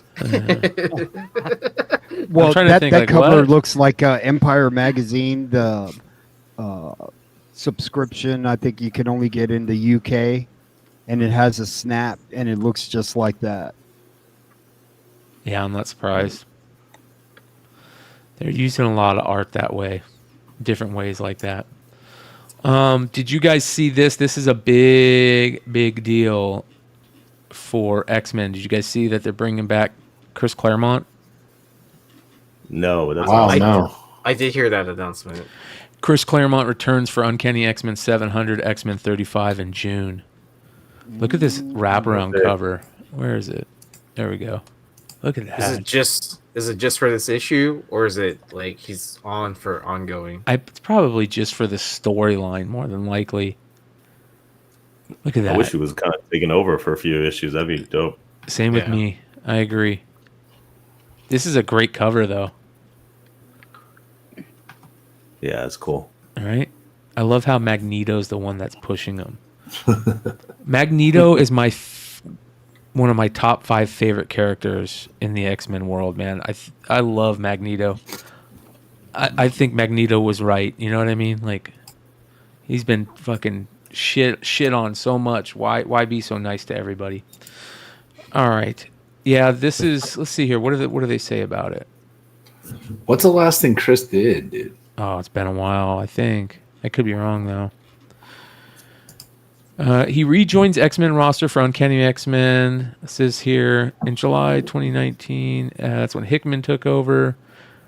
X-Men 35 will be a milestone 700 issue of Uncanny X-Men and will feature an epic-length story by acclaimed writers and artists who shaped the Krakoan age, including Jerry Duggan, Kieran Gillen, Al Ewing, Lucas Vernac, Josh Cassera, and more. The giant-sized issue will also feature a story of family by X-Men master Chris Claremont and offer a glimpse of things to come in the new X-Men titles launching this summer. It's a landmark issue for one of pop culture's most beloved franchises that no comic fan will want to miss. So, all good things must come to an end. As good as that the Krakoan era has been for mutant kind, it's been terrible for comics, let me tell you. It has come to an end at last. The tragedy and triumph of fall of the House of X, the madness and mystery of rise of powers of X, they have all come to their end and led to this moment that will change the future of mutant kind for years to come. So hopefully it'll stay on for a bunch of issues. We'll see. It's interesting though. They need to fix the X-Men universe ASAP. I thought that Hickman was going to do that with all this Krakoa shit. Yeah. Didn't Claremont also have a bunch of input on the storyline they were doing with Mystique recently? Right? I don't know. Because I believe so, because his original idea for Mystique was that she what happened kind of in the recent stories where instead of Azazel being Nightcrawler's dad, it was Mystique that was his dad. She basically created a male organ, and she had a relationship with what's her name. So they rewrote that, and that's now what Nightcrawler's canon or whatever. Yeah. Yeah. It's interesting, but that's supposedly what Chris Claremont wanted. Yeah, they're saying he did Nightcrawler and Gambit also. I didn't realize that. What?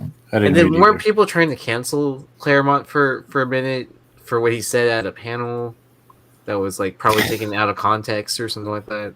You can't cancel that guy, but I don't know. Yeah. I didn't hear that. You can eat my ass if you try. I mean, I like Claremont, so. All right, let's get into some market report stuff. Okay. The market report. And Brian, you got the links I sent you, right? Also. Mm-hmm. Cool. Okay. Let's start off with some goodies. Yep, Mama Mystique. Yep, Nightcrawler. Mama. One of the Eminem Punisher Kill You. One of the Eminem and Punisher comics sold a 9.4, sold for $500, 35 bids. God damn. Nice. Yeah. And this is, I mean, you always see low graded copies for that book. I think Dennis might have had a 9.8 of that. Am I wrong? Can't remember. There's it's hard to find that in high grade because of how it was created and where it came from, right? So, this is crazy. This is a raw copy of Wolverine and versus Wolverine, whatever, 88, the Deadpool issue, where they meet for the first time, I guess. Mm-hmm. And this is a newsstand copy, raw, sold for $375. That's nuts, dude. Crazy. But doesn't the newsstand still have like all those different crazy versions? Like, isn't there like a newsstand and then like a newsstand deluxe or something? Yeah, I thought there was is that the deluxe one, Brian? No, it's just the regular, I think. But let me look. I think the rarest is the non-deluxe, non-newsstand, but non-newsstand. Dude, that book's from 1988, man. Because all the comic shops had the deluxe, not the new, 98, not the plain one. Not 88, 90. That's from the 90s. Oh, 90. Well, I forget what year, but anyway, 90s. But same thing. Like, I mean, because aren't there like 4 different versions or something like that? I can't remember all the different iterations. Yeah, there's a lot of different versions of it, which is a pain in the neck. Yeah, there's that deluxe, I know. deluxe newsstand. I was doing better. Yes, we got direct, newsy, and standard direct, but the direct deluxe. Do you think they'll homage this in the movie? This cover. So it's the standard direct that's the rarest, right? I found like it's that or the newsstand. It's not the deluxe as the rarest, but I couldn't find. I was finding less. The reason is because I sold it a year ago or something, but because I had the regular direct, and I don't know if I did the. I'm checking the census right now because I'm not sure that it differentiates the newsstand. 94, and what does it do? Yeah, it's just got deluxe and not deluxe. So deluxe has 563 9/8, and the regular or the non-deluxe, could it be that newsstand or not, was 153. But I feel like I was finding the direct almost more rare than the newsstand because of so many stores ordering the deluxe. So that was whatever, and I'm going by my memory from trying to research that. It is the deluxe. And so I remember I got a premium price So it's Newsstand Deluxe? Newsstand Deluxe, yep. Wow. Yeah, so I want to say direct non-deluxe. But at the same time, that's just throwing Newsstand on there is going to... I don't think people realize that It's got those spine versions. ticks, too. Okay. Yeah, he listed as an I know. Yeah. So I'm looking at That's a fair grade. I'm looking at GPA right now. Okay, what do they say? So deluxe edition, newsstand edition, last sale was $1,200 and then 9.8, and then direct. Oh, let's see, deluxe edition was like $350.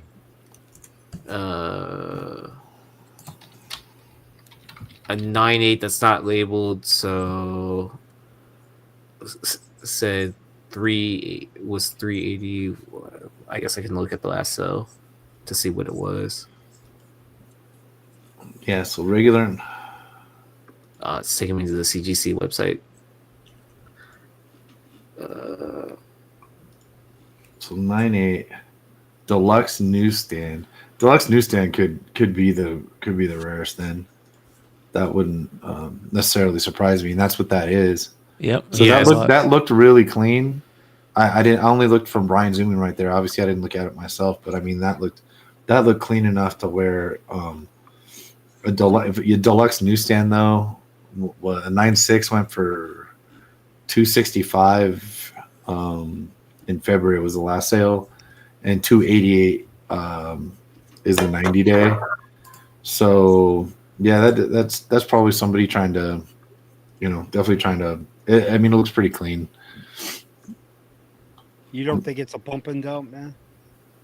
Somebody like a buddy just like show bidding. It's an auction war, and look, like I don't know the seller. Like you get on eBay, and I usually appreciate this when literally they list are they calling everything very fine near mint, and then they'll put like very fine plus. I'm like, oh, they're just so some people just refuse to overgrade.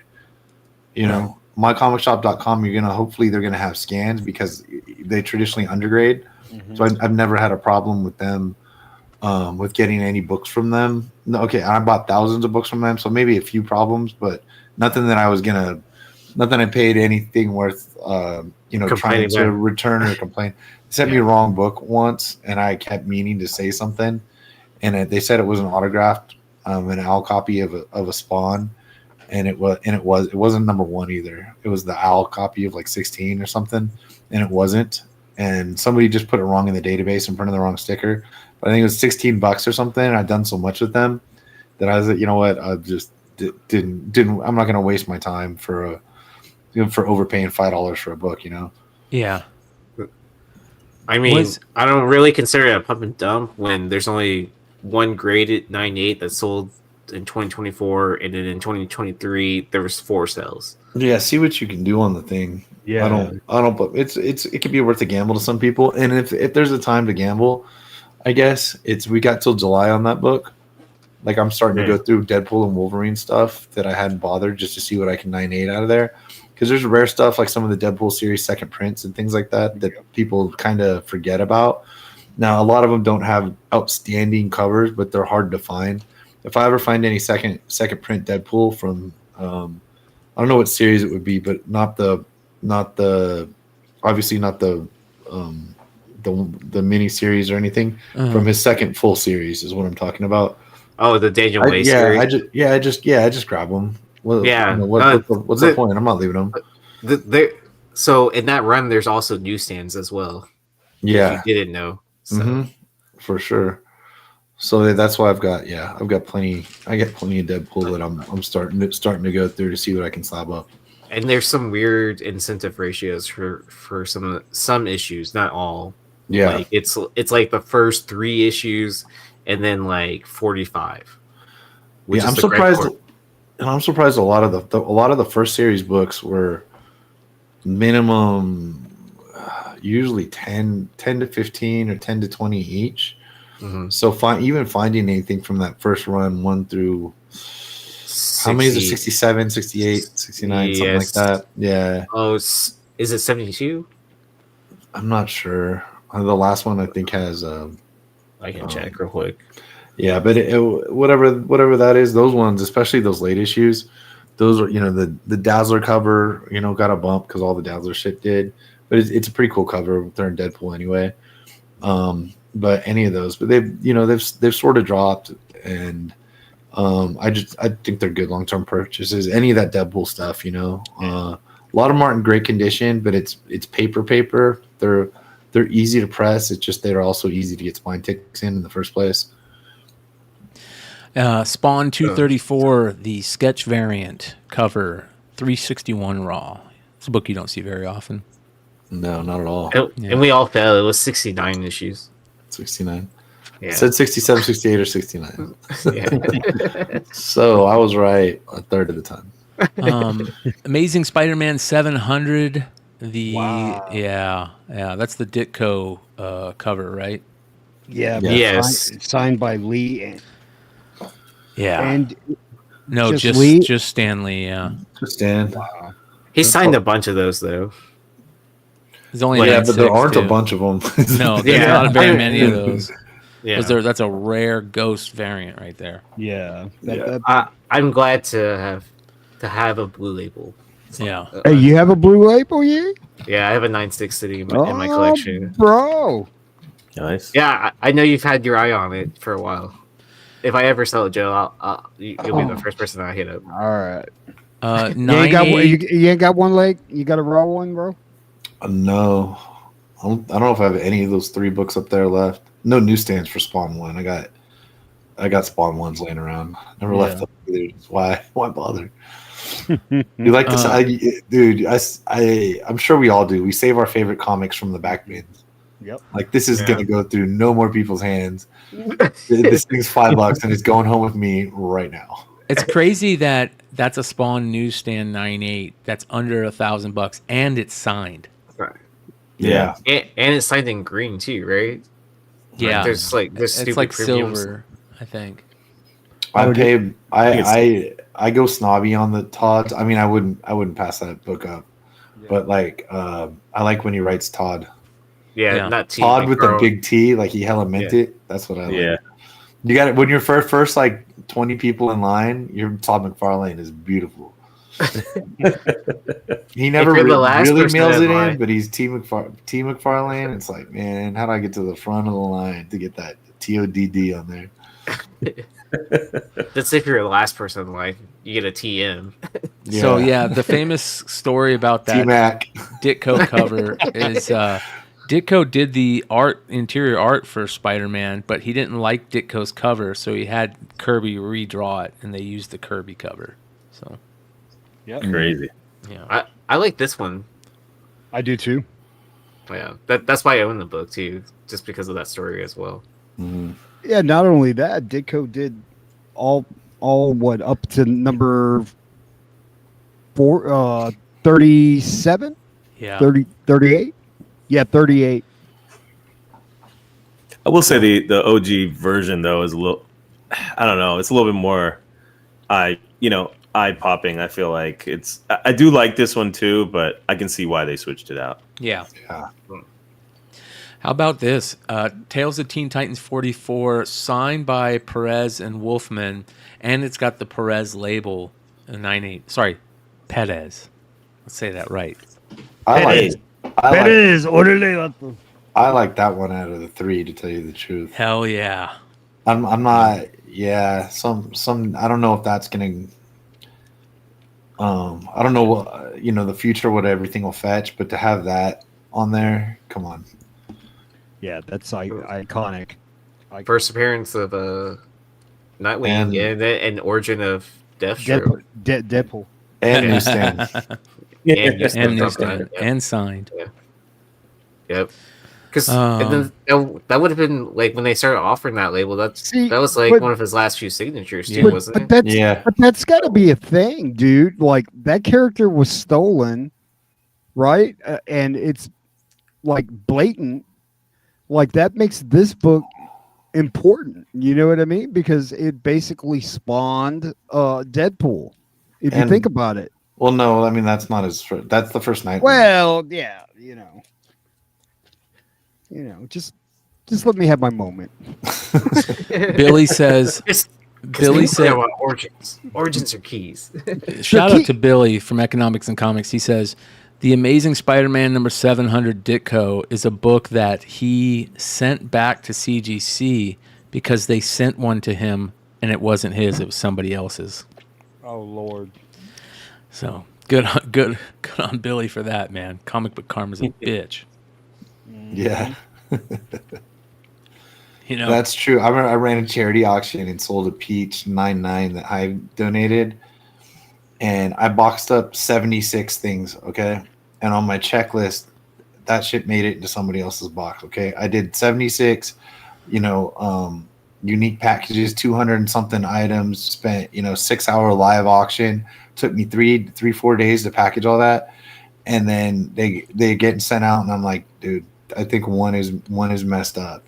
And I gave the guy, I hooked the guy up that had bought it, and he got a good deal. It was like under $200.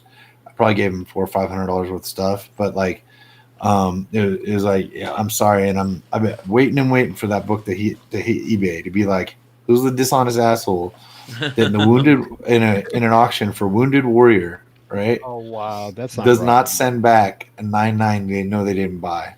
Oh shit! Yeah, and it was a Hive metal 99. There's nothing I can't replace it. Right. That's fucked up, man. Karma will get that motherfucker.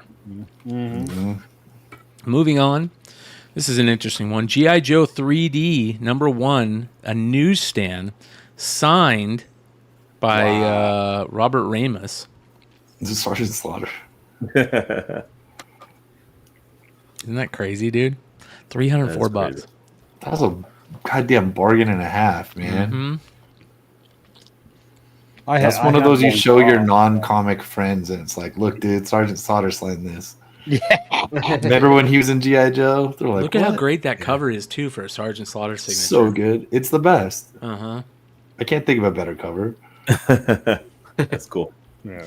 8 Billion Genies number 1, the Bird City variant in a 9/8 signature series, $300.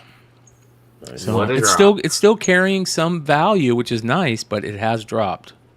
Mm-hmm. Weren't those books selling that much raw? Yeah. Yeah. So this one, I would have loved to own this book right here. Wolverine number 27, a CGC 9/8 signed by Jim Lee, yellow label with the Wolverine the John Byrne Wolverine label. But both those covers, the John Byrne and the Jim Lee from that run, I have to own in a 9/8 at some point. Like, they're just too good not to. Yeah. And as a reminder, this is the same artwork that was used for the Wolverine video game for the NES. Yeah. Oh, okay. Yep. Has anyone played that game? Well, speaking about video games, ladies and gentlemen, we've got some video game auctions to talk about. Heritage auctions. This is awesome. I love when Vinny comes on and drops us some Heritage heat. This is interesting. We've got some great sales this week on some video game sales. A CGC 8.0 Zelda. What did this sell for? Let me sign in. I think I need you to sign in. Yeah.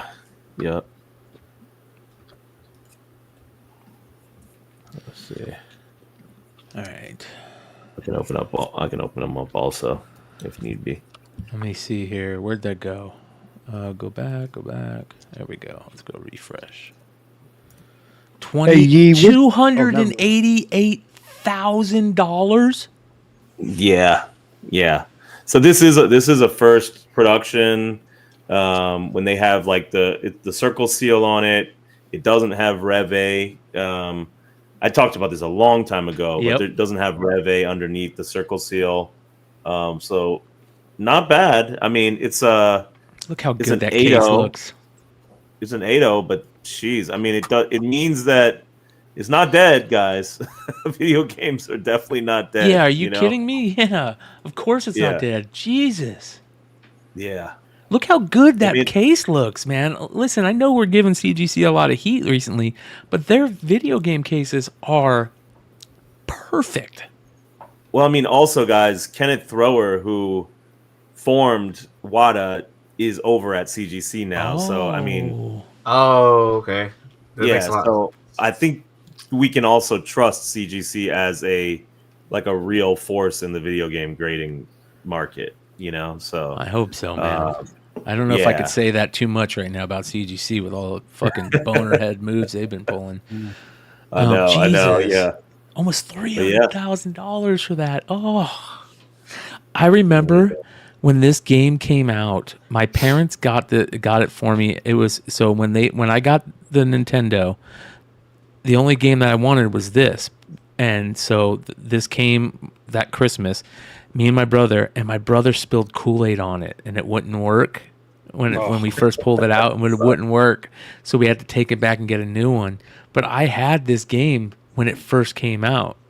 I did too. So you might have had one of the one of these copies of it. Yep. Potentially. Yep. Jesus Christ. All right, moving on. All right, Super Mario Brothers 2, a 9.8 Wada. What do you guys think? Let's take a look. $114,000. Yeah. Come on, man. What does that have a harness? Does that have a harness Wagner inside of it? What the fuck, man? I mean, the crazy thing, guys, is if you got into sealed video games in 2019, these things were like $200, $300, $400.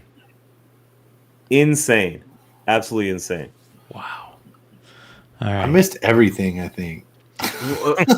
Jesus. What would be the chances of you hitting a WADA 98? Is it like almost like sending a bunch of modern books and hitting a bunch of 98s, or I mean, it is pretty strict, like the grading on those, but it just depends. As long as you have like a solid seal, the box looks good, everything like that, then I mean it's definitely possible. But I mean, if you have any rips or tears or anything like that in the seal, that's going to take it down dramatically. So, but I wouldn't be mad no matter what the grade is. Honestly, I mean, you're going to be winning no matter what. Yeah.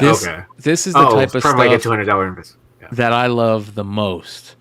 Is this type of stuff. Nintendo World Championships 1990 gray the cartridge with badges, photos, dip switch notes.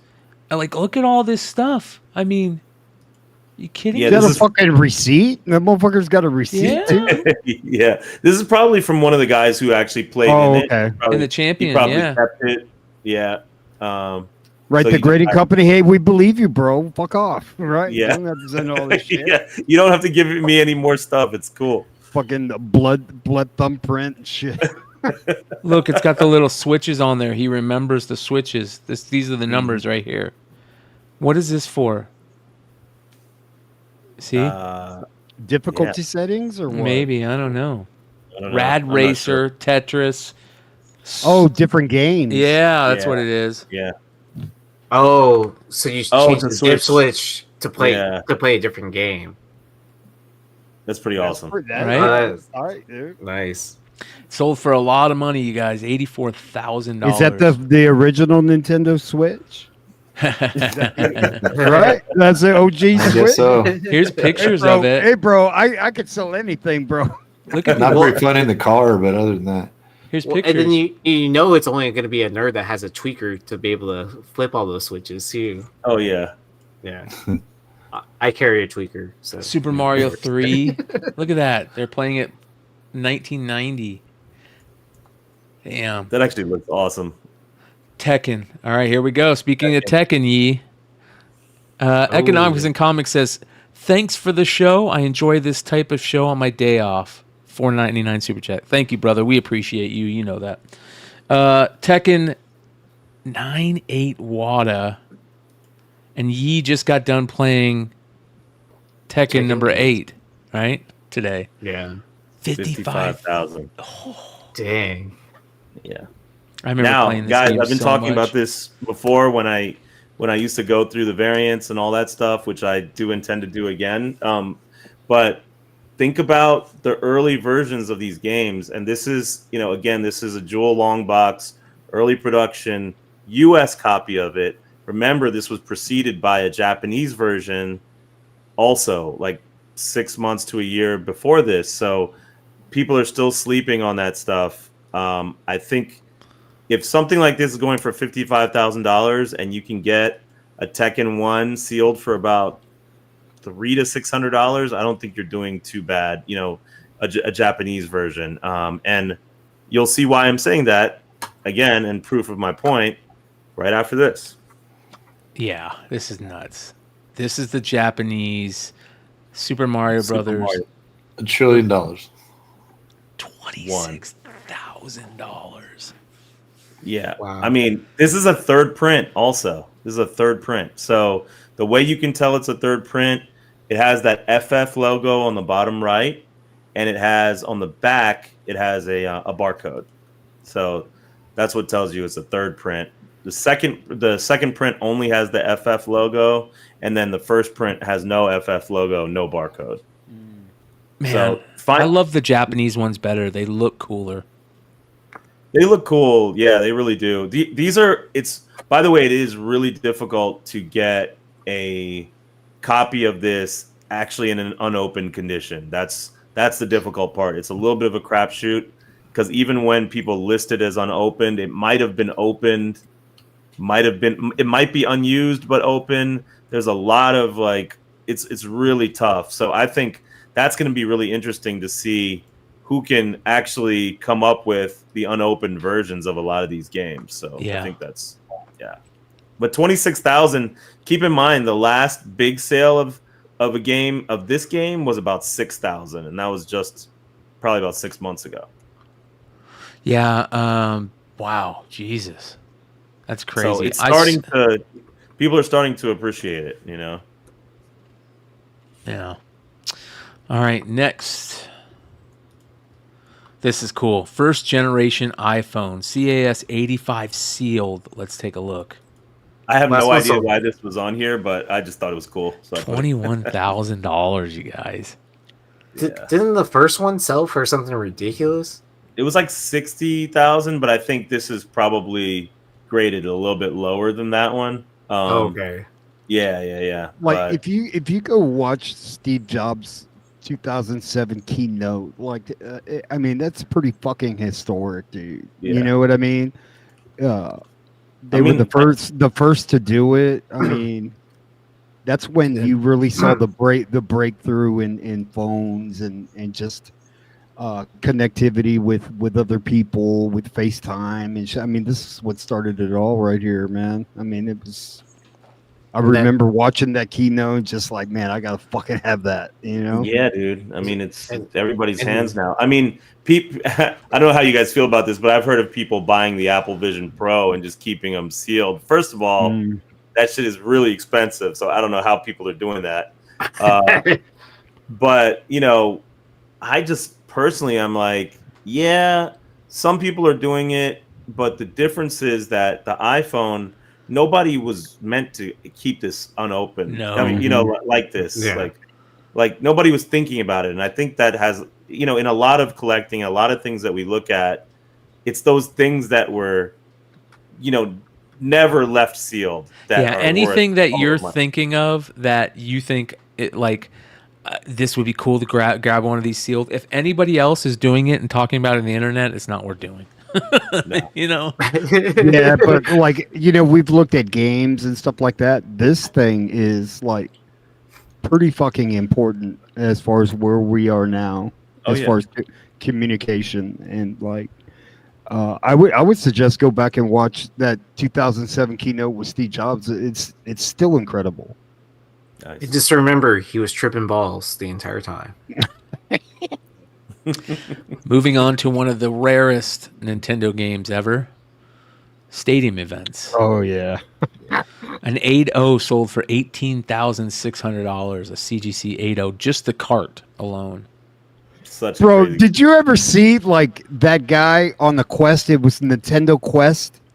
Did you guys ever see that documentary? Yep. So this guy was out to get every single Nintendo game, even the scarce ones, and he couldn't use like eBay or anything, right? So this motherfucker worked a deal with some guy that had 2 copies of this. And then you remember when he made the deal, Brian? He goes outside. Like, because I think the guy finally did made it. a deal. Yeah, he finally did it, Yep. and it shook him to the core. Mm-hmm. Rarest And I game. thought that was like, man, I totally get it, too. But that was like, that's a fucking major purchase that boy made, man. It was like he couldn't have gotten that for less than at that time. What did the guy want? Like 20 grand? Yeah. Yeah. He said he had an inbox with the instructions and everything, dude. Mm-hmm. Rare, man. I've heard of people finding these at garage sales. Yeah. All right, you guys. Nintendo Power number 1 and 9.4. $16,000, and it's not even a sample copy. What? Yeah. That's pretty crazy. If you guys have a Nintendo Power, do not sell it on eBay because you're not going to get anywhere near this. Mm-mm. That's nuts. If anything, buy it on eBay and then send it to Heritage. Exactly. Yeah. Wow. Oh, Wow. man. I think that's Metroid. some of the best advice I can give for the day, right? A 9.6 CGC 9.6 Metroid with the password pack thing. Is this a second one or something? No, this is the first one. Wow, they had That's the the first password pack on it. Yep. All right, here I we got go. the first Pac-Man. I got the first Pac-Man. 10 grand almost for that. I feel like Now that keep was in mind, low. this is not sealed. Oh, okay. Yeah. Wow, complete wow. box CIB. Yeah. Yeah. So, I mean, finding these things, it's obviously tougher to find out here in the wild, but I mean, This you is can crazy. also Frankenstein video games together. So if you have the right box, manual, game, cartridge, you can Frankenstein them and you can create, like a upgraded high grade Complete. version of a game. So keep that in wow. mind. So I was So at you can buy all those low grades and then. I was at the high comic grade? shop. Yeah, that's a good point. I was at the comic shop the other day, just moving some shit around, and one of the guys that consigns a spot there for a vintage video game, he was telling me how he found this gun from an old gaming system and it sold for this much money, and then Vinny shows us this. This is the Max Rifle M16 Super Nintendo controller. I didn't even know they made one of these for Super Nintendo. I didn't either. This is crazy. That's fucking nuts, dude. Yeah. $7,500. God, I've never seen that shit. That is awesome, dude. I It's walk a back into the room. I'm marksmanship like, what the hell did we get onto here? Right? That's How big is nuts. that thing? I'm sure Full it's like size. a full size thing. I mean, Okay. It's for a I think there's a marksmanship program. Oh, okay. Marksmanship program. Wow. There's probably a reason why they stopped selling it too. Yeah, I think we've got some issues. yeah, there's probably a reason why it's worth that much. Yep. Wow. This is what started it all, guys. Yeah, but how much actually worse? Like, Yeah. what are people really playing? Now they're killing people. So I think Yeah. didn't Not Nate buy one of these? like, that's like responsible gun ownership Yeah. and training onto like children cussing each other out while murdering each other all day and all night. Yeah. Didn't Nate buy one of these? Yes. I think What, so. Yeah. Yeah. Wow. Nice. $6,000. Wow. Yeah. There was a guy online that turned this black and white, the Game Boy, and made it a color version. Just Oh, I've the seen open- that. Yeah. I've seen that. Yeah. It's really cool how they do that because it's like parts you can buy like at any electronics store. Wow. That's pretty, man. Look at that. Yeah. I have a lot of nostalgia for this one. Yeah, me too, man. Oh yeah. Well, do you know what's funny? My director, his son actually did that to his own old school Game Boy. Oh, he did? Nice. Yeah. All right. Newer game, StarCraft from Blizzard. Of course, all you WoW freaks out there. I didn't like StarCraft as much as Warcraft. But definitely didn't like as much as World of Warcraft, but Warcraft 3 was good. But this, I wasn't a big fan of StarCraft, but StarCraft had people addicted like crazy. I love StarCraft, man. Yeah. I spent so many hours playing that, and it was, yeah. $4,500 for an 85 plus from VGA. Yeah. And I mostly put this in here just to show, like, you know, these PC games are starting to get some love too, especially the ones that, you know, like the ones that are still around today. You know, that stood the test of time, basically. That stood the test of time, or you know, these are kind of like a moment in history, like StarCraft, but like Warcraft, of course, and other games like that. Exactly. Yeah. A lot of those, I think they have a lot of room to grow. I really do. So, you know, as we go more and more into the history, and these are the types of games you didn't used to see in these auctions before. You didn't see PC, you didn't see Japanese, you didn't see just a lot of kind of more historical stuff. So now you're starting to see a lot more of that these days.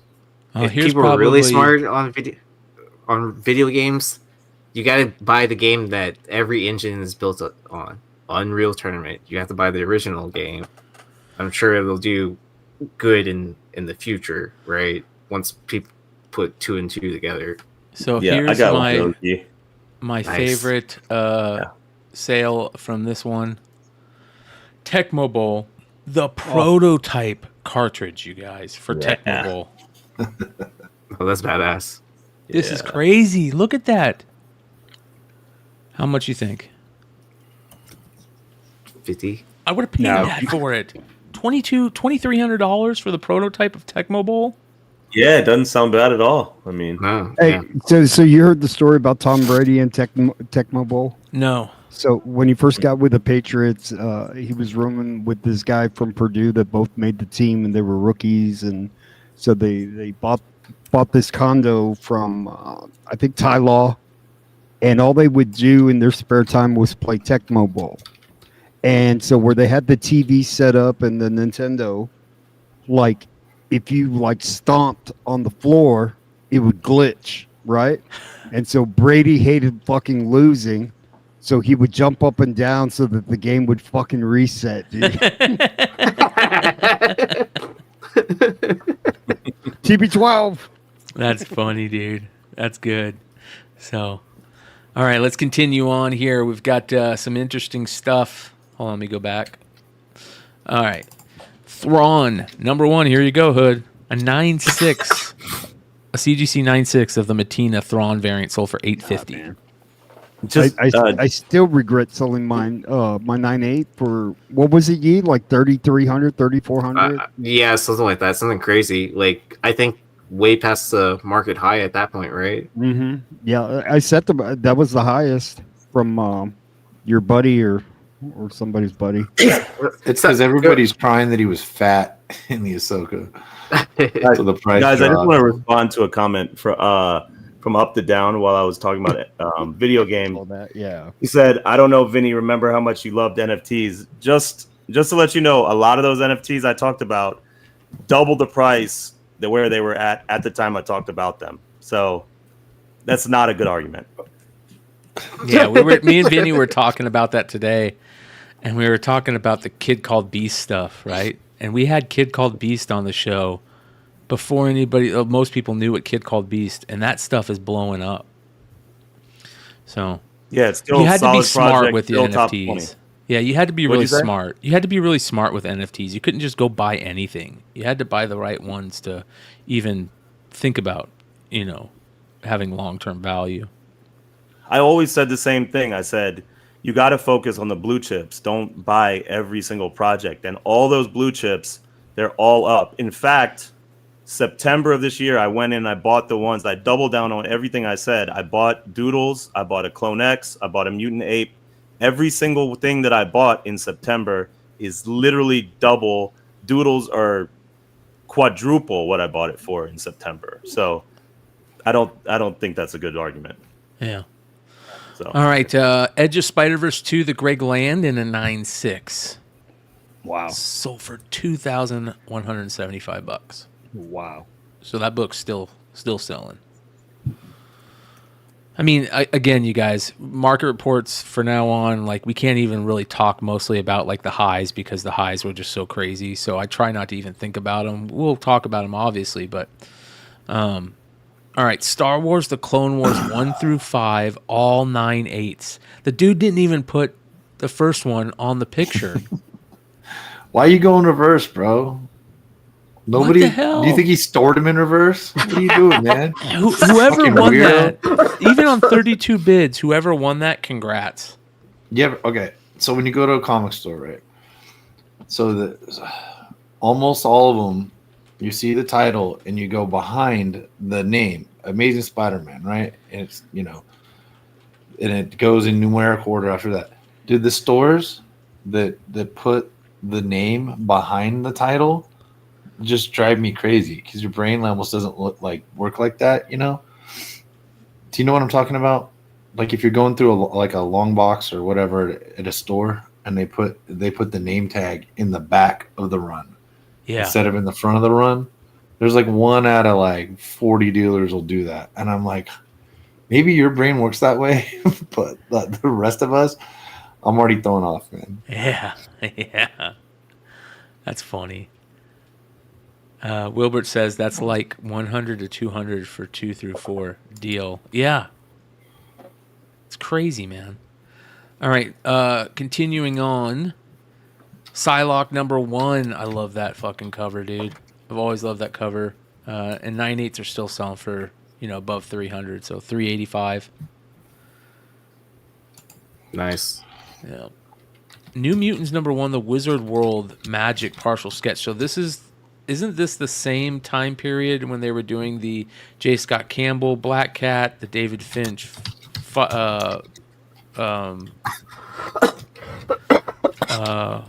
Jean Grey, right?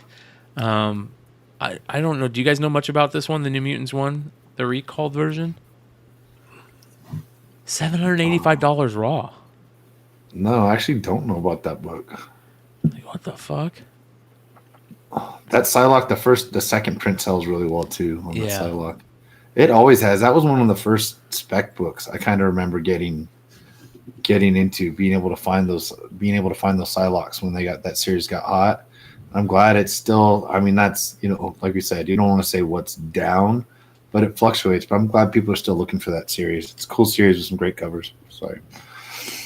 Yeah. Does Recall Comics talks about the New Mutants? I would imagine because Let's it's take a not look. anywhere. It's not a new book. That's for sure. Let me take a look here. What issue is that? New Mutants #1?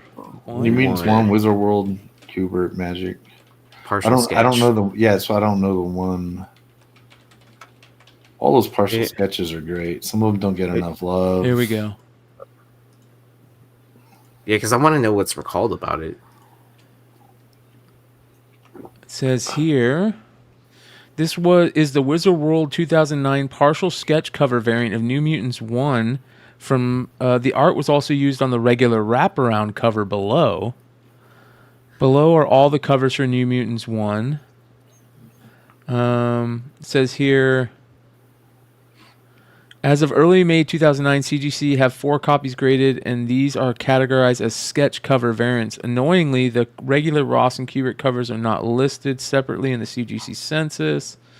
The partial sketch cover can be quite difficult to find, with only the odd one appearing on eBay from time to time, so are seemingly rarer than the apparent 1600 print run publisher on the other websites would suggest. They have been known to sell for upwards of 400. Well, that was a while ago, so I don't know why they're so rare, but yeah, low distribution on that one.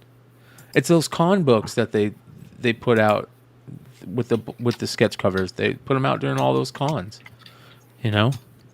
Same with the Psylocke sketch Campbell, the Black Panther sketch Campbell, the Finch Jean Grey Phoenix sketch. I think there's another one too, right?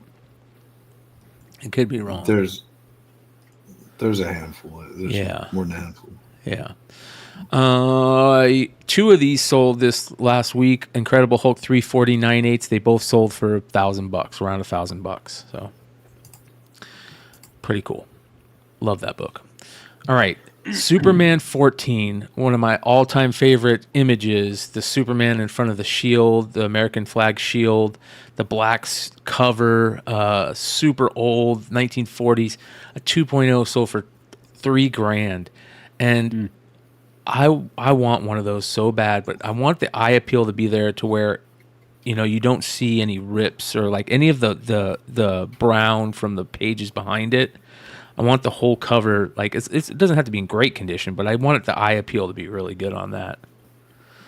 9/8 of Darth Vader #3, the 1 in 25, right? The La Roca. Yeah. $1,000, you guys.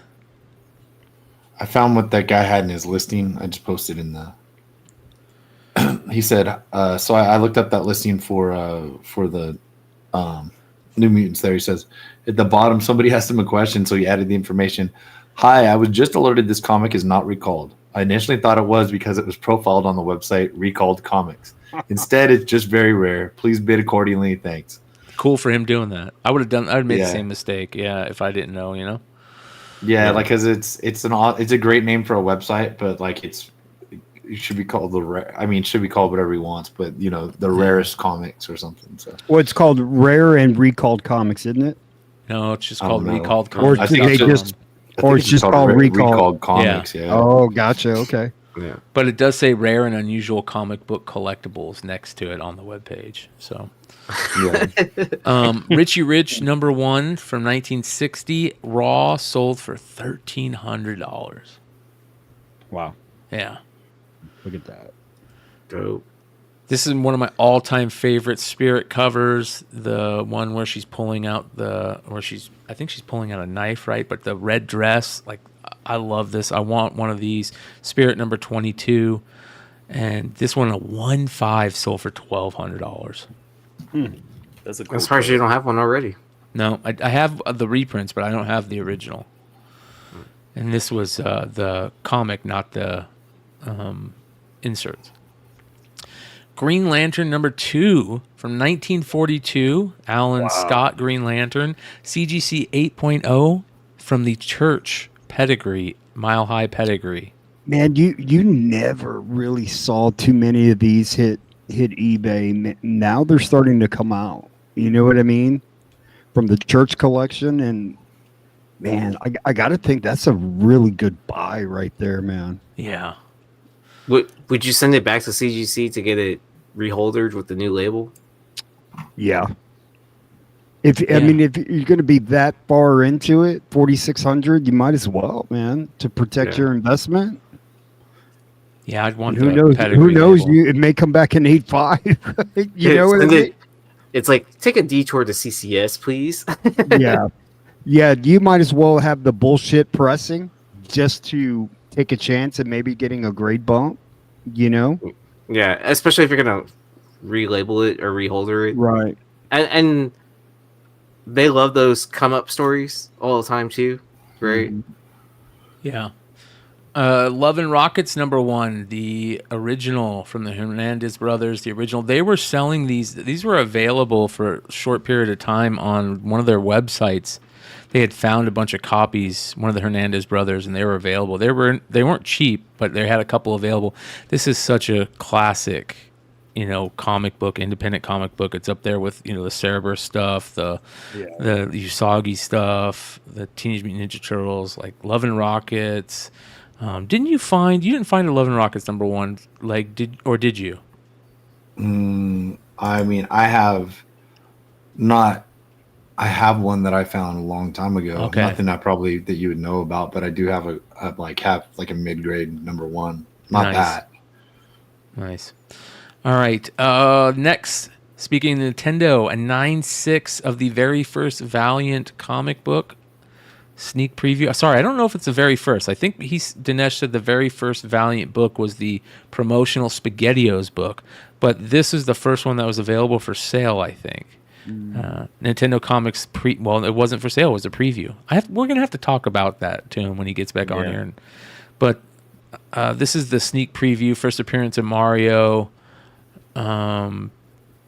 Right, that's what they call like Mario Brothers, the Mario Brothers game. This is like the first appearance, In Blip, it was the King Kong one, but this sold in a 9.6 for $9.99, $1,000, and that I think that's a great deal. This is tough to get in high grade. Mm-hmm. This, what did they say? This is the first appearance in comics? Is that of Mario? Yeah. Oh, okay. And then Morbius the Living Vampire #1, the Scotty Young, my favorite all-time Scotty Young variant, the baby bottle of blood, signed not by Scotty Young, by Stan Lee. Sold for $430. Seems like a, if I'm not mistaken, seems like a pretty good deal for a non-SS. Just wouldn't just a blue label be 98p about that much? Yep. Probably. Yep. I think that book is tough, dude. Super tough. I'm just like, man, if I would have saw that, I would have bought it. If I wouldn't have been leaving all these Scotties on the shelf 10 years ago thinking that it's just the guy that draws babies. Yeah, see, because like honestly, like 2011, 12 or whatever, I saw like they were starting to be pumped out, and I said, "What is this guy, a child molester?" You know what I mean? Like that's how I thought. I'm just telling you how I thought. Like, don't crucify And they're so me. good. Like Right? I've come to appreciate it. His sense of humor, everything else he does. Yeah, man. Because I didn't get it back then. You know what I mean? I was kind of more OG and just cover A's and a little bit of variance and you know, kind of. Then I fucking started listening to Unpressable Defects and fucking kind of changed things for me. But you know, it's like the Calvin and we just Hobbes made shit approach. up, though, dude. Yeah, I mean, but I mean, if you think about the art style, it's almost like that Calvin and Hobbes approach to Marvel characters. Yeah. Yeah, 100%. How about a 9.4 of the Kansas City Chiefs edition of Sensational Spider-Man 23? $300. Yeah. And you said these were given out at the game, right? Mm-hmm. Promotional. I don't know how the hell you bring that home like that from a In a 9.4. Rare. You brought it back and forth to the stands. Before you scan my ticket, can I go put this in my BCW portfolio, please? Yeah. I mean, honestly, anytime I get shit like this when I'm out and about, I'm like, oh, this is so annoying. I don't know how I'm going to get this back. Or like at a bad idea party or something? Yeah. It's going to end up trash. God damn it. Yeah. you know, crack this open, get Pat Mahomes to sign it, dude. You know what I mean? That would be awesome. And Swift. No, You need it both. And Yeah, Swift man. and Kelce. Get the whole Come on, fucking man. team to sign it, dude. It's a comic book show, dude. Come on, let's go. Next. Like, It's a don't bring Kansas it into City this. comic book, man. It's a Kansas City Chiefs No. comic book. Couple I forgot sketch Lake- covers. Lake Gates and Chiefs. I forgot. X-Men Sorry. #1, Art Adams Rogue sketch. Look at that, man. Woo. That's good. Yeah. $1,300. Oh, man, That's that a looks good deal, man. How about a Scotty Young Spawn sketch for $1,000? Do you know he does like almost daily sketches that sell instantly on his website? And Daily. he also, 1,000. whenever he goes out to eat, he'll sketch on a napkin and leave it there. Yeah, And then- dude, that's Dude, you know what was crazy? I was looking at a auction today on Heritage, and it was a fine art auction. And they had a Cause, like essentially napkin drawing. It wasn't a napkin; it was just like the bill, the check, right? But they said I guess the waiter waitress said, "I love your artwork," and then he drew like a little picture and said thanks. And then they had that listed on eBay today or on Heritage today with like the receipts and all different things that could prove that. It was pretty cool. I actually missed it, but it didn't sell for too much. It was like $1,200. I was like, damn, that kind of would have been cool to have. Yeah. So do you know the thing about how you get a Scotty Young sketch at a con, right? You have to No. roll dice and hit doubles on it to get a chance to buy a sketch from him. Oh God. Yeah, Yeah. and then it's like I think it's like $600 if I'm not mistaken, or at least the last time I was trying to decide if that's worth the roll of the dice. I mean, think that's he's cool Marvel's that he does highest that. paid artist, right? Yeah. Yeah.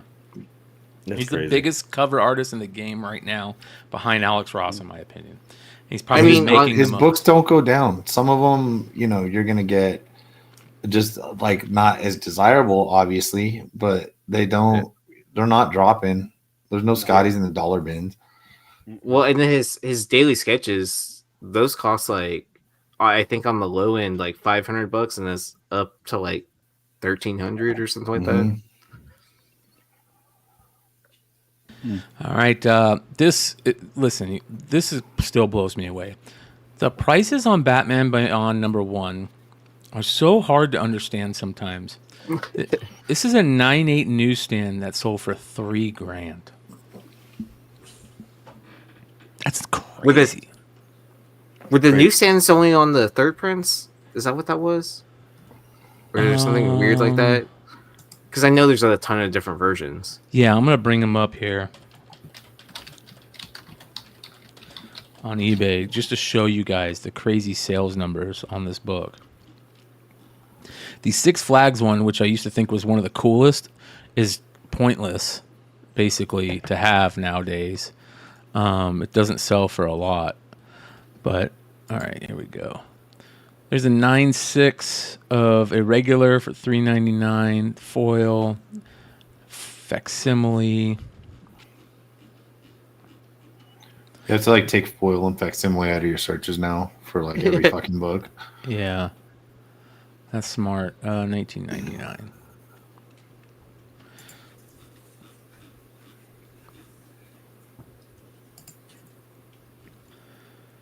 $9.6 for $400 on the regular. There's the Six Flags, and you can find them not stamped too, I think, right? Yeah. Correct. Yeah. So, I mean, Well, there's free comic book day too, if you didn't say that, right? Look at that. Oh, look at that one. Or is that way later? Jeez, look at that. Wow. $4,677. I don't get it. And and also they didn't differentiate on the label newsstand or not. So you don't know. On so the you're census, looking at census is 501 at 9.8 Universal. What's the high on this book? Oh, I have GPA Anybody open. know? Yeah, give me a second. 4,000. Dude, that newsstand is ridiculous in the 9.8. Isn't there a super rare, like a third printing too? I remember we used to talk about it on Flipside all the time. There's another 3,000 on this. So everybody's going crazy for Batman Beyond again because there was that talk that the same people that did Into the Spider-Verse did a version of a cartoon that they sent to DC, and DC passed on it for Batman Beyond. Okay. Wow. So in 2022, a newsstand sold for $9K. Wow. In 2023, only one sold for $5K. And so this year, two have sold, one for the 3,600 and a 9.8 and 3,059. 4,000 just sold. Well, that could have been best offer also. I'm not sure. Okay. Yeah. Well, and then they're over 3,000. Yeah, and then but for 9,000, I don't. This is one that baffles me. We all know I'm the one that's like, hey, I love a healthy comic market. I like when books sell for a lot of money, because hopefully that means me make more money on more shit. I don't know, and it just goes to a healthy market. But some of them I get, and some of them I just don't. I don't. This one just really blows my mind. Like, is it just nostalgia and scarcity? I guess I don't know what else it would be. It's got to be that they're speccing, and well, it's a maybe now. Yeah, but is it ever maybe even live action? Wasn't it just they weren't going to redo the cartoon? I think it's one of those nostalgia things that's so stamped on a lot of people's memory because of the cartoon was so good. And it was the same people that did the Batman Adventures cartoon, basically, same voices and stuff. So I think you're right. The nostalgia part of it is the main reason. And if the one I'm looking at is the third print because it's 11/1999 and that's March 99, then there's 36 9/8s. Wow. So I don't know the difference. That's the one where there's a few of them, so it's a little off. Moving on, in my head. Just talking about me. Some toy stuff. Sonic figures sell for so much money from the Joyride stuff. This is the Sonic Shadow figure from Joyride. $900 for that figure. Speaking of cause and that style of art and all that, new modern art, how about some Hebrew Brantley stuff? And the Billionaire Boys Club, you got the Flyboy figure sold for $266 raw. Yeah, it has the damaged box, so that's probably why. Yeah, probably would have went higher. Just FYI, if anybody is a Hebrew Brantley fan, he's got some new figures with 3 colorways dropping this. I think it's next week. I believe next Wednesday. I'd say look at his Instagram, but they're probably already sold out and they haven't even gone up for sale yet. So good luck. No, you can get them if you go on there right at the time. You can grab them. What's the comic go for? Have any sold? Oh man, I haven't looked in a while. I finally found my 2 from the what's it called? What was it? NYCC or whatever. Yeah. I got 2, or I got 1 from Tokyo. There's one for $5,000 up raw right now. I think I sold it for like a couple $100. I was like, cool, crazy. Nice flip, and it was like slightly. I was like, it was like it's like 9.0, and it's it's that gloss, like thin, whatever you want to say, not trade paperback but graphic novel style. Yeah. So it's not like something you can just like fix up. No recent sales. It's a regular comic. Yeah. What's the full title of this book? Black Boy Fly, right? Is that what it's called? Yeah. Oh, hold on. Yeah, there's a $5,000 copy available right now, signed. If anybody wants to take from 2017. Raw. Is Up to Down gonna have a problem with every fucking thing we say, dude? Like, probably. That's how the chat is sometimes. All right, so C2E2 Preview Edition. 2 have sold this year, 2,827. Last sale was 2,650. And then in 2023, there was a high of 3K. Yeah. All right. These talking battle G.I. Joe figures that they put out were so stupid when I was this age and my brother was still collecting G.I. Joes, because you couldn't take the backpacks off. They were like almost glued to the figure, it felt like, and they were so stupid. But there was a Viper version that they did a repaint on that is probably the coolest repaint of the Vipers. But this is a Cobra Commander sealed, sold for $182.50. And then we've got starting lineups. Now, I've talked about starting lineups before, especially the early football ones in 1988. They were put out in different areas of the country, right? So, man, get out of here, dude. Dude, this is crazy, bro. No Raider fan bought that, dude. I don't give a fuck. Like, if you grew up in the Northern California, you got Raiders and 49ers. If you grew up in the Pacific Northwest, you got Seattle. If you grew up in Phoenix, the Cardinals weren't here yet. You got Dallas. So, like, I have unopened 88 figures. I have the Herschel and the Danny White. And they're all local. So some of them are super hard to find from 88. They're starting to get major money again. Here's a Mark Wilson starting lineup. You know what I mean? $875. There's a completionist right there. I'll tell you that. Yeah. Sweet. I think I have some of the Dream Team starting box, lineups. The box one. You have to make a custom Mark Wilson jersey. You never see one, I'll tell you that. Yeah. 2 Star Wars items that are connected to Slave Leia. Okay, you guys know they do not like the Slave Leia character. They also don't like Ula. They just will not reproduce them because of the whole slave vibe thing, I think. And this is one that I've never seen. This is the Black Series from Mexico. It's a Walmart 4-pack, and it's got a Slave Leia in it. Did they make a Black Series Slave Leia? I didn't know that they did in the U.S. Yeah, they did in the U.S. It was within the first, 6 waves, I want to say. Okay. Well, this sold for $185.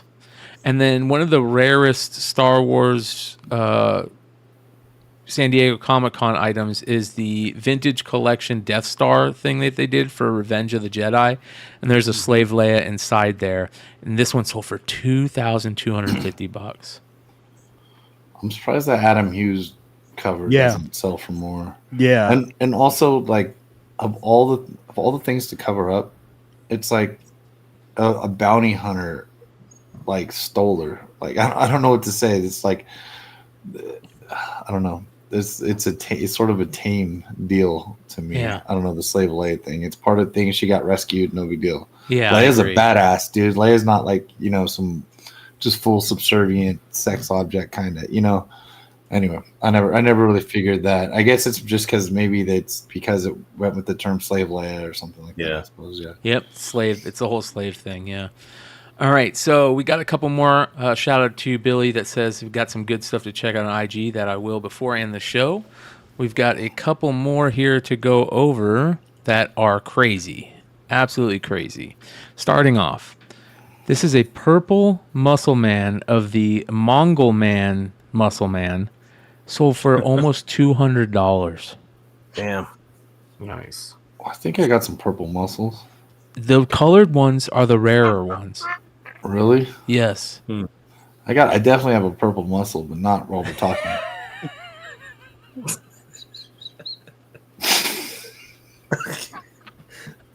Wow. Oh, moving on.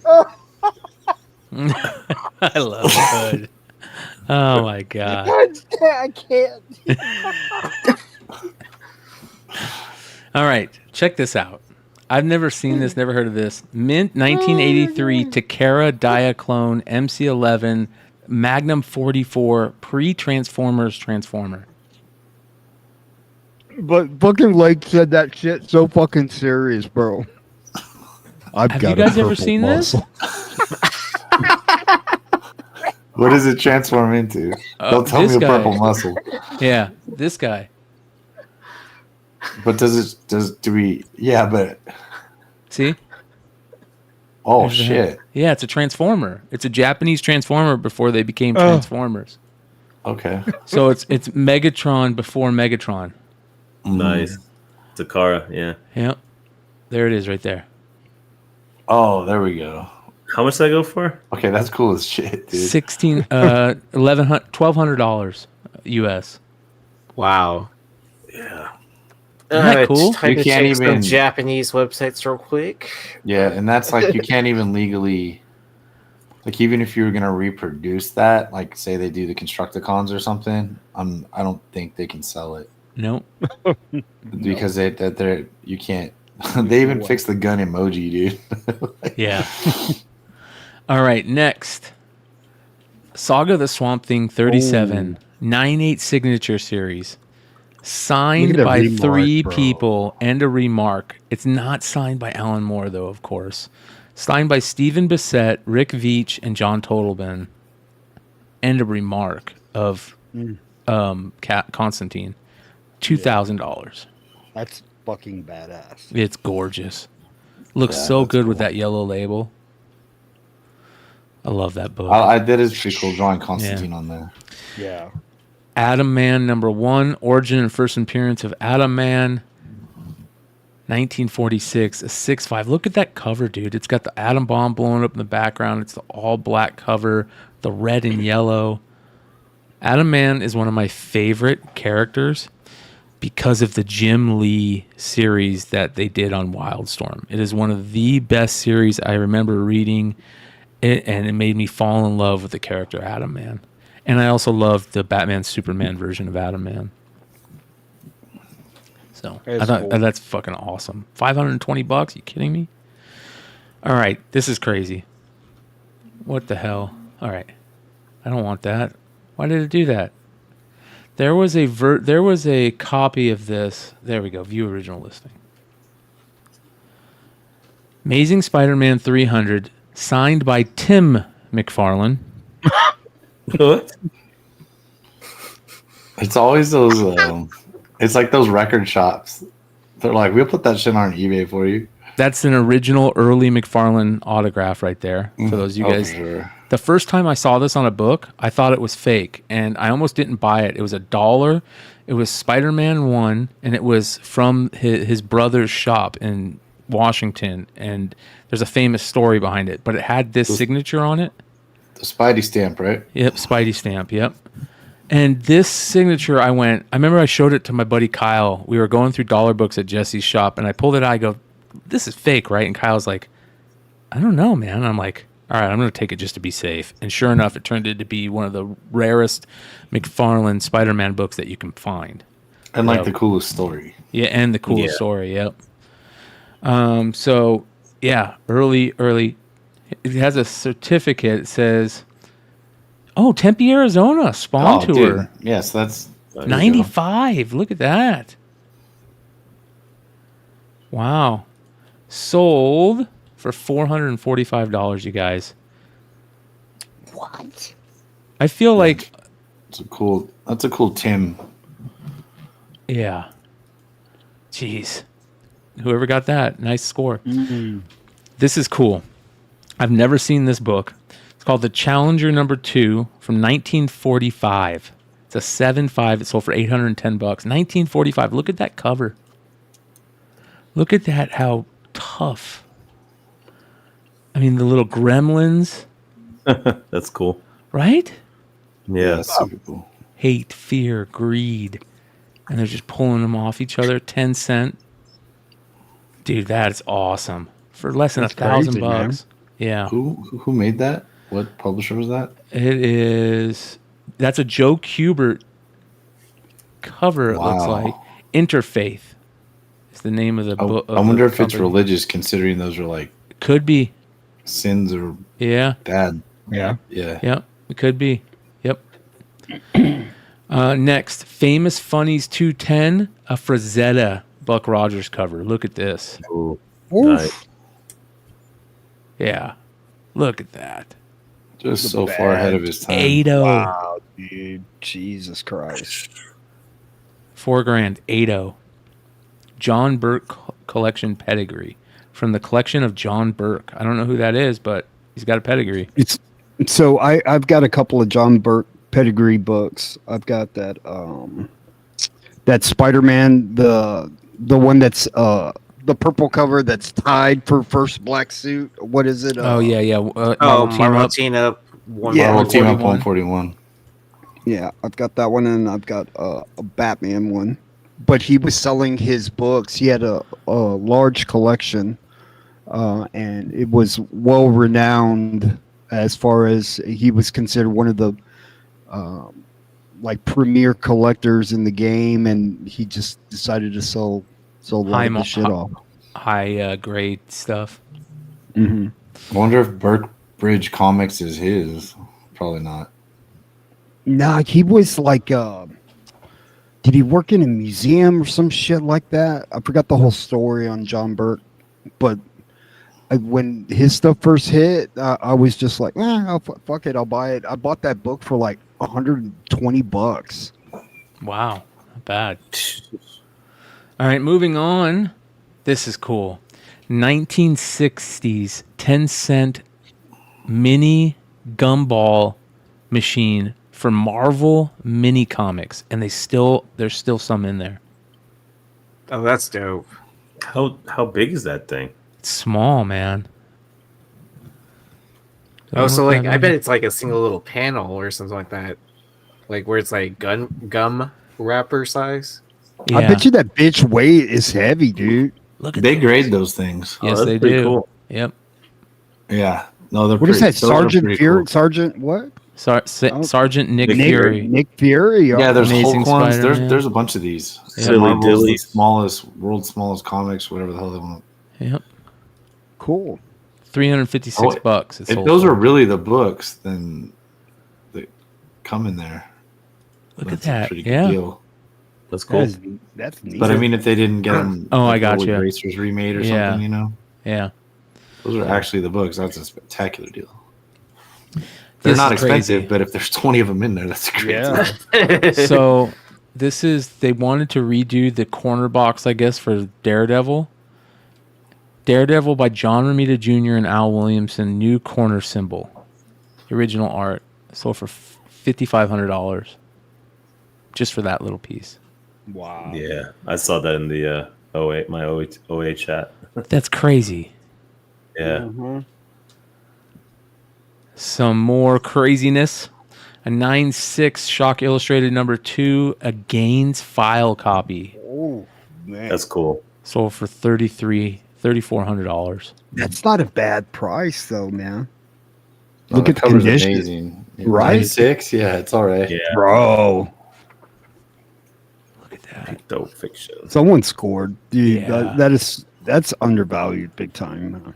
A Gaines file copy too. Look at that. Look. For an This is EC the book, too. Look at that. This is I the guess almost all the certified. games are EC, but That's awesome. Yeah. Personal When you- collection of Bill Gaines. Yeah. Wow. Is it You know- inside the case? Where is that? No, it's on the that's outside. outside the case. It's in a bag. Yeah. Oh, okay. I got it. But with when you've got a graded slab, right, from a third party authenticator, and then you have paperwork to go with it, I mean that just levels up the book, man. Yeah. That's amazing. What a beautiful, beautiful copy. So 3,400. All right, moving on. This is nuts. Journey into Mystery #64, a raw good copy, signed by Lieber, Ayers, Kirby, and Stan Lee. We got to take a look at this. Sold for $700, you guys. Larry Lieber, Dick Ayers. There's got to be Kirby on the inside. There's Stan Lee. All right, let's see where Kirby's at. Look, yep, on the inside. Oh wow. Nuts. Why even bother getting that one on the inside? Or I guess Kirby always signed on the inside. Very rarely did he sign on the outside. Yeah, because Kirby was old school. He felt like it was disrespectful to sign on the cover. Yep. It was a thing, and it was like they didn't want to like tarnish the sanctity of the art. Isn't this the prototype for Spider-Man too? You know what? You're right, Brian. I think this was like a precursor to that. Yeah. Yep. And if that's true, to have Kirby and Lee signed on it, that's amazing. $700. Yeah, that's pretty sick. Great All right. pickup. This next one is crazy. Simpsons comic book and video game lot, $510.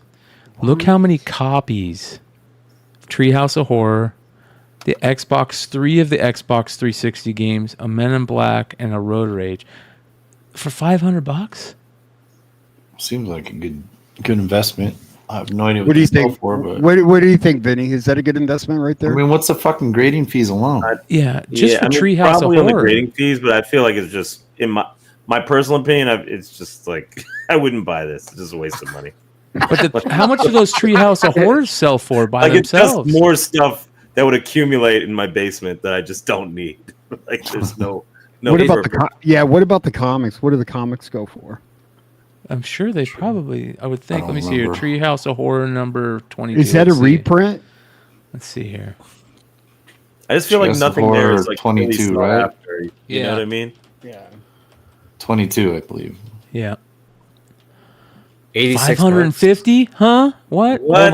Hold on. No, I'm Oh, looking yeah, at we have gold. okay. I'm looking Yeah, at okay, gold. Yeah, yeah. 86, One just sold for 130. 140. There you go. So I Yeah, told so you. Go back. Damn it, Vinny! Take all of that back. I was gonna buy it. Waste of I money. I pass on All Zelda comics for sell for- $200, but You burned us, Vinny. Each comic sells for $100. You know, no big deal. Yeah. I wouldn't buy it. Hey, I admit when I'm wrong, guys. That was No. All right. How about a Spider-Man 36 World Trade Center with that sign, Arthur Sidem sketch zombie cover on it? What? Yep.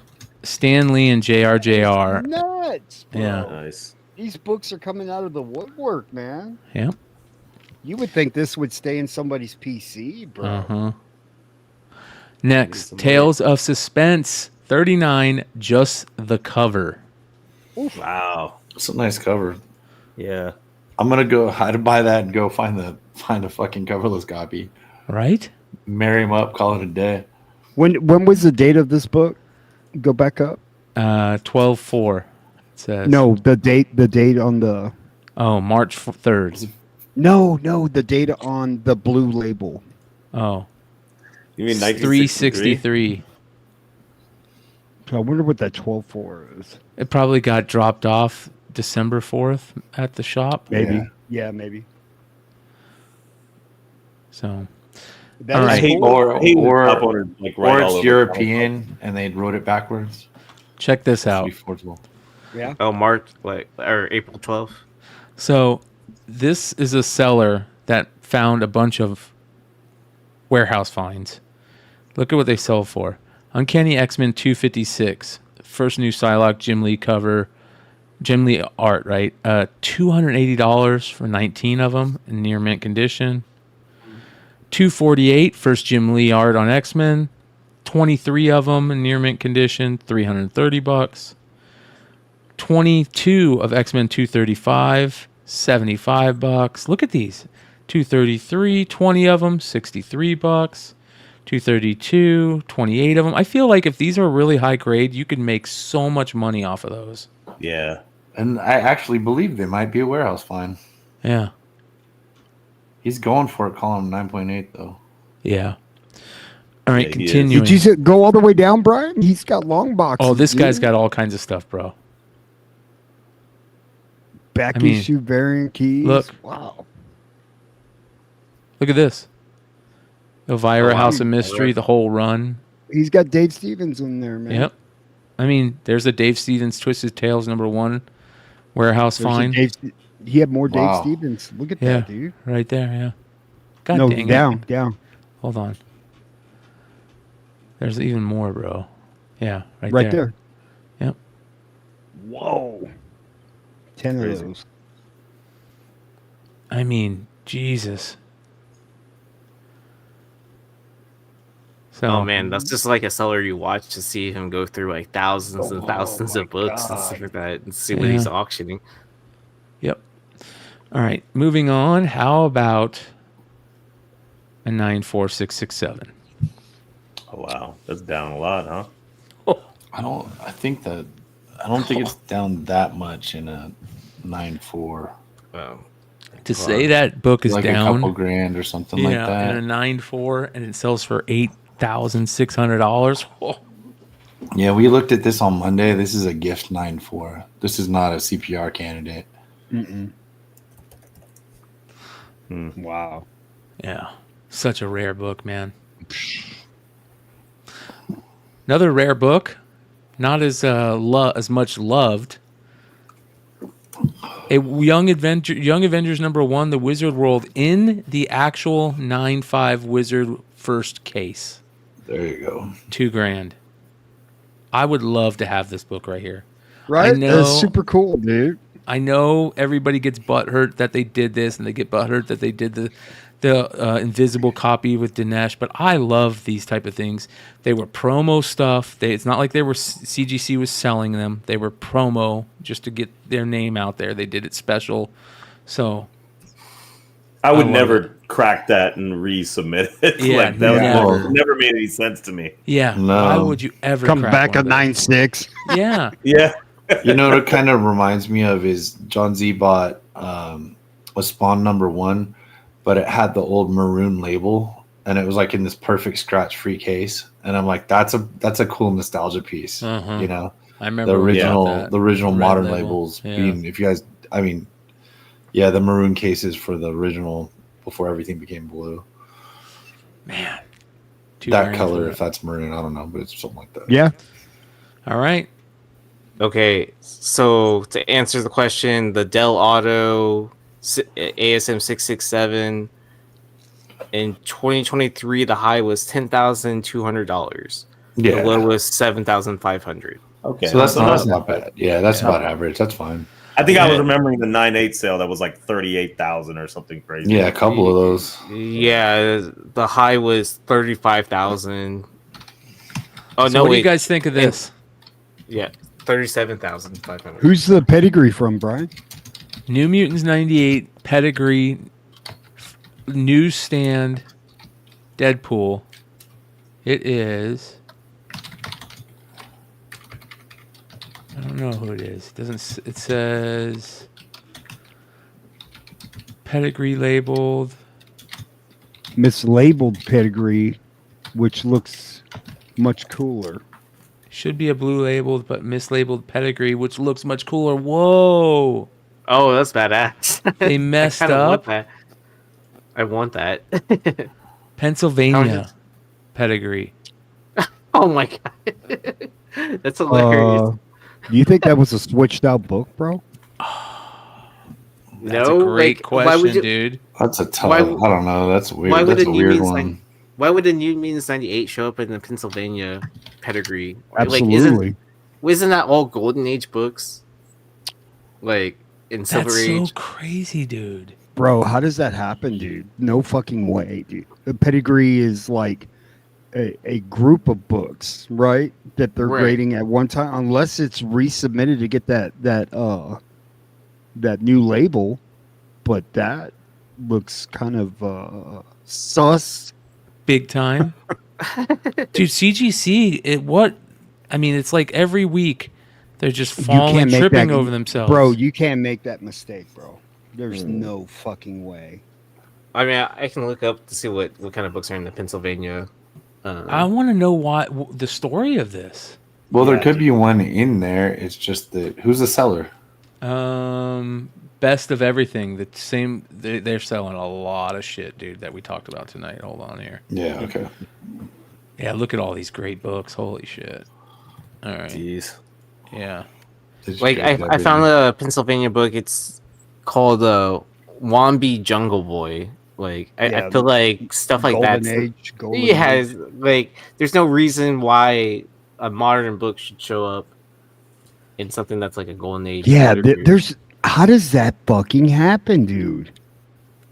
It's the wrong button, dude. Yeah. Yeah, I mean, come on. It's not like they've got like 150 Matt Nelsons behind the scenes fucking checking everything. Yep. Or even one of us, because then we couldn't sell books anymore. Yep. The only reason I bring it up is because of all the bullshit that's happened, man. It just looks really kind of course. All right, we have one more thing to go over. We went over a seller last week that was selling some crazy books for super cheap. We have another one here. I don't know who this is. Somebody maybe it's one of the labels that the wife printed out. Look at these sales on these cool books that they sold this week. Captain America 113, 9.4, 440. One of my all-time favorite covers, Steranko, Captain America 110, 9.4, 531. Marvel Premiere 15, 9.6, 935. How about these? Look at these Jango Fett books in a 9.8, what they sold for. Open Seasons 4, 3, 1. They sold Marvel Star Wars Darth Maul Son of Dathomir number 4, 9.8, $30. Wow. Those are really tough books to option, and they're dumb for putting $20 shipping. Unreal. It doesn't cost $20 to ship, dude. Okay? Son of Dathomir number 1. Full insurance and yeah. I love that cover, the Murder Droids bad cover. shipping can turn someone off in the first place. Yeah. And shipping is even cheap. The shipping prices went down. I mean, this person. Yeah, I want to say it cost me like $10, maybe $8 last time to ship a slab with the eBay discount. I can ship any slab under $10 across the country now. Nice. I mean, I'm talking like the furthest I go, like $9.75 under $10, but still. I ship a slab priority on the West Coast for like $7. Cards. Look at that. A black label Pulsar Prism from 2019. That's crazy, man. A black label. $400. Oh, wow. Yeah. Out of 42. Yep. How about a PSA 10 LaMelo Ball Pink Prism 710? Paulo. I mean, look at these. Whoever this is, they're killing it on most of this stuff. But, man, how about an Ant-Man Gold Prism Monopoly? Cade Silver Prism, $213 for a silver. Look at this. A Zion Silver Prism, $321. Wow, depending on what their buy-in was, right? Yeah. That's either really good or really bad. An Ant-Man Silver Prism, PSA 10, $605. That's pretty impressive. Apollo Silver Prism, $282. There's a LeBron old school silver prism 500. Man, I feel like if they're grading these cards themselves, like they're averaging out probably pretty good. Yeah. So I end on this to talk about one. We're going to talk about cards before we call it a night, because our boy Vinny took a dive into Prism basketball this year and bought a ton of blasters. I mean, a metric shit ton of blasters. And so many. You should have bought a hobby box at the point of how many blasters you probably bought, right? No, well, I mean, I looked at the hobby boxes; those weren't great either. Like the opening, people opening them on YouTube. Unless you're opening a case, like that's the only time it's going to be semi-good. Right? Yeah, let's not say the exact amount, but let's give a little taste. How many blasters did you think you opened, Vinny? How many? It was a lot. It was, let's say. Yeah, give us a so you officially shop at Target more than your wife now? Is that what you're trying to say? Oh yeah, I did. I was getting all of that cash back. Red card, baby, red card, honey. You go on shopping spree. I was figuring out everything, but no, dude, I opened up a lot of those blasters, and I will say this: the Victor Wembanyama base rookie cards. There's no way they're not short printed, because I came out with 5 of them. 5. You guys. And that's it. And you guys would shit if you knew how many blasters this guy opened. I feel so bad for him, man. So he pulled 5 base Wembies. Dude, I almost sent you my Monopoly one. I felt so bad. And then you sent pictures of the green. At least he hit a green. I did get a green. And the cracked dice, right? And I got a cracked dice finally. There you go. But that was like near the end. It was crazy. It was like near the end of all the boxes. It was a lot, guys. Any number you guys are thinking, it's way more than that. I'll tell you, Wembanyama, that dude, like every other game, he's doing something somebody has never done before. Yeah. Over under 100. Over. You did over 100? Wow, I didn't know you went that high. Over 100 blasters, bro? Yeah. Damn. Sounds like fun, except Hell for yeah. the Target bill. Well, here's the thing. I haven't really done it that much. I mean, I think the last time I was really doing it like this was like Bowman 2020, going for the Jason Dominguez's and all that stuff. And so it was fun to do, but I was just, you know what it was? At some point it was like, well, how many more can I open and not hit a Wemby? This is crazy. So then I was like, it was like almost fascinating. I was like, let me just buy more and see. Am I never gonna hit one? Like, this is crazy. So are my odds that bad? Yeah, I mean, listen, I did get a bunch of the inserts for sure, but I mean, even those, not as many as you would expect. I just don't get it. That product there's opening the sheer number that I opened, there is no way that base rookie card is not short printed. There's no way.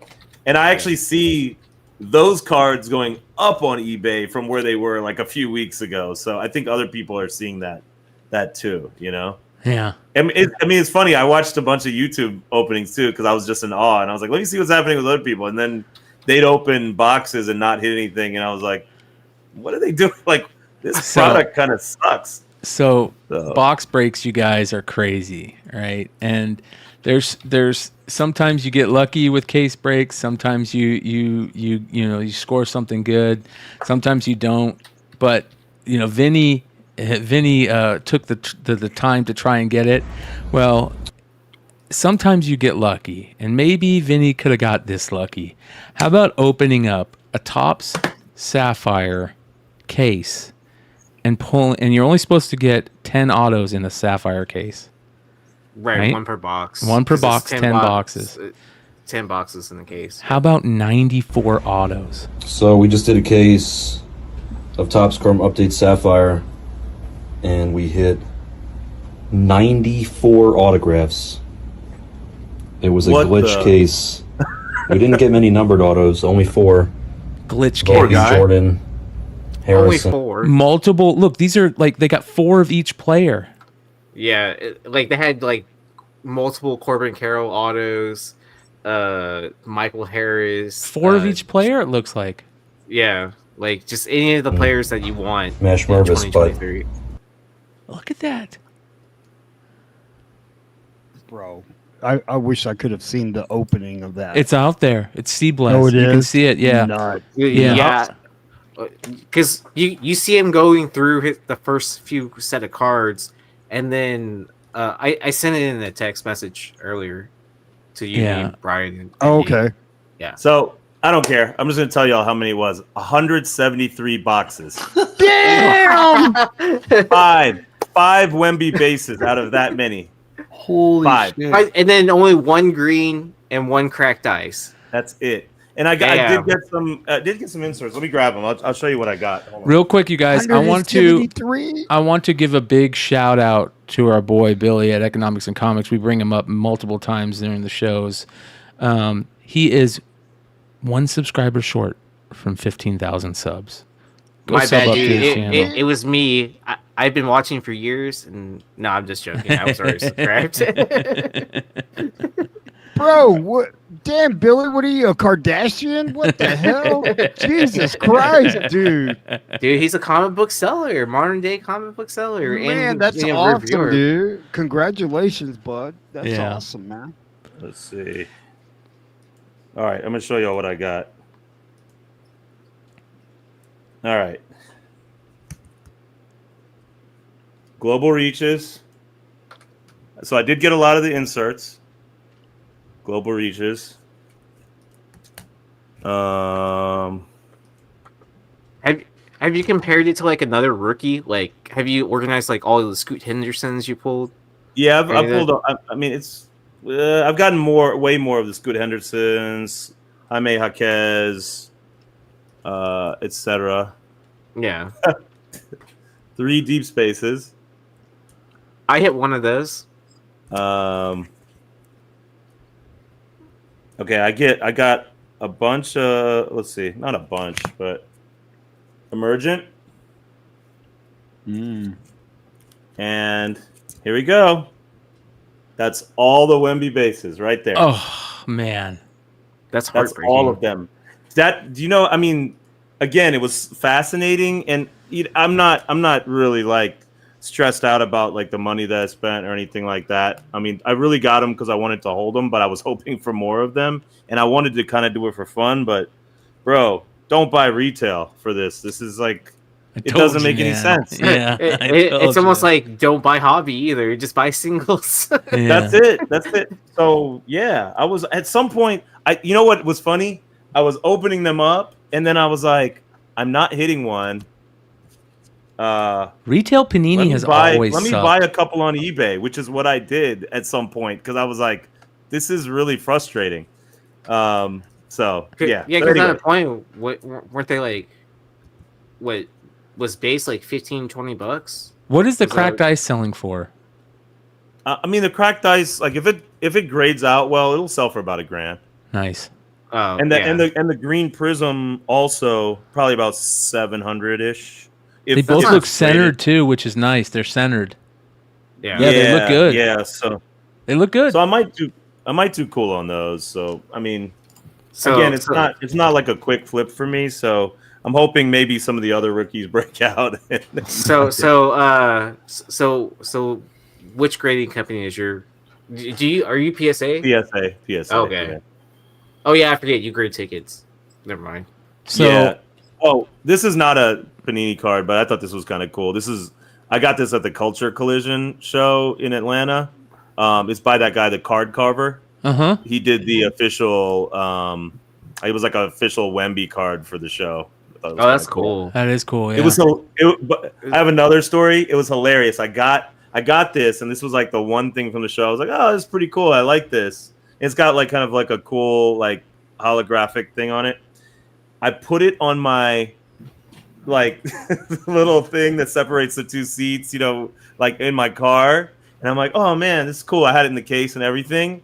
And then I like braked and it just slid right under and into my car, like into the no man's land Bermuda Triangle of my car, and I'm like, fuck. It was so funny, dude. I just so happened to have like the like a service appointment, and they like ripped my whole car apart and got it back for me like a week later. But nice. You got to have fun with cards. There's ways to have fun with cards. I would never buy Panini retail unless they change something up.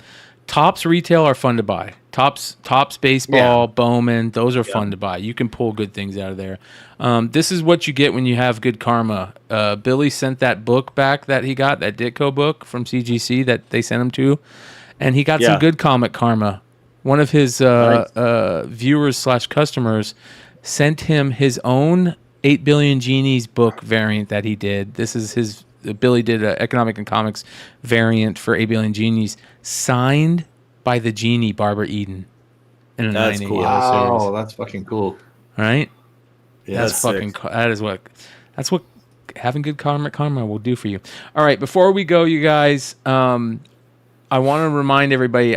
We just got done telling everybody how shitty retail is, and I see Chad Cave goes, that makes me want to collect cards even less. Well, don't worry, it's not all retail, and I have some retail that I think we can have some fun breaking.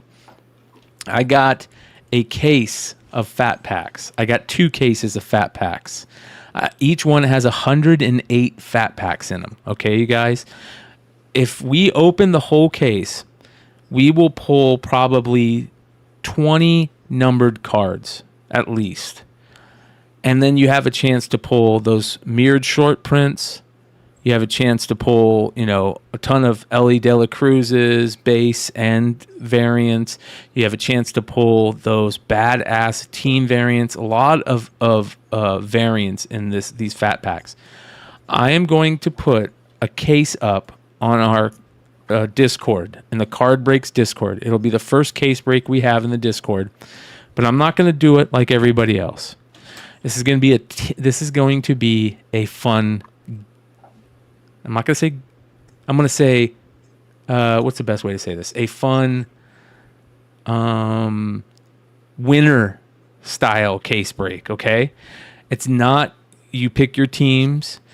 What we're going to do is I'm going to offer up 3 packs. You can buy as many of these as you want to fill up the break, but I'm going to offer them in these ways. 3 packs for 25, 5 packs for 40, or 10 for 75 until we sell out the whole case. Then we're going to say, okay, we're going to open them live, the whole case live, and if in your packs you pull a numbered card, okay, we're going to save that numbered card and look at the left side. So like if it's 571 out of 200 out of 2024, your number is 571. And whoever has the lowest number at the end of the break wins all the hits. Wins it all. All the case hits. I'm not going to send you all the base. I'll send you the rookies, I'll send you the inserts, and I'll send you the numbered stuff, the hits.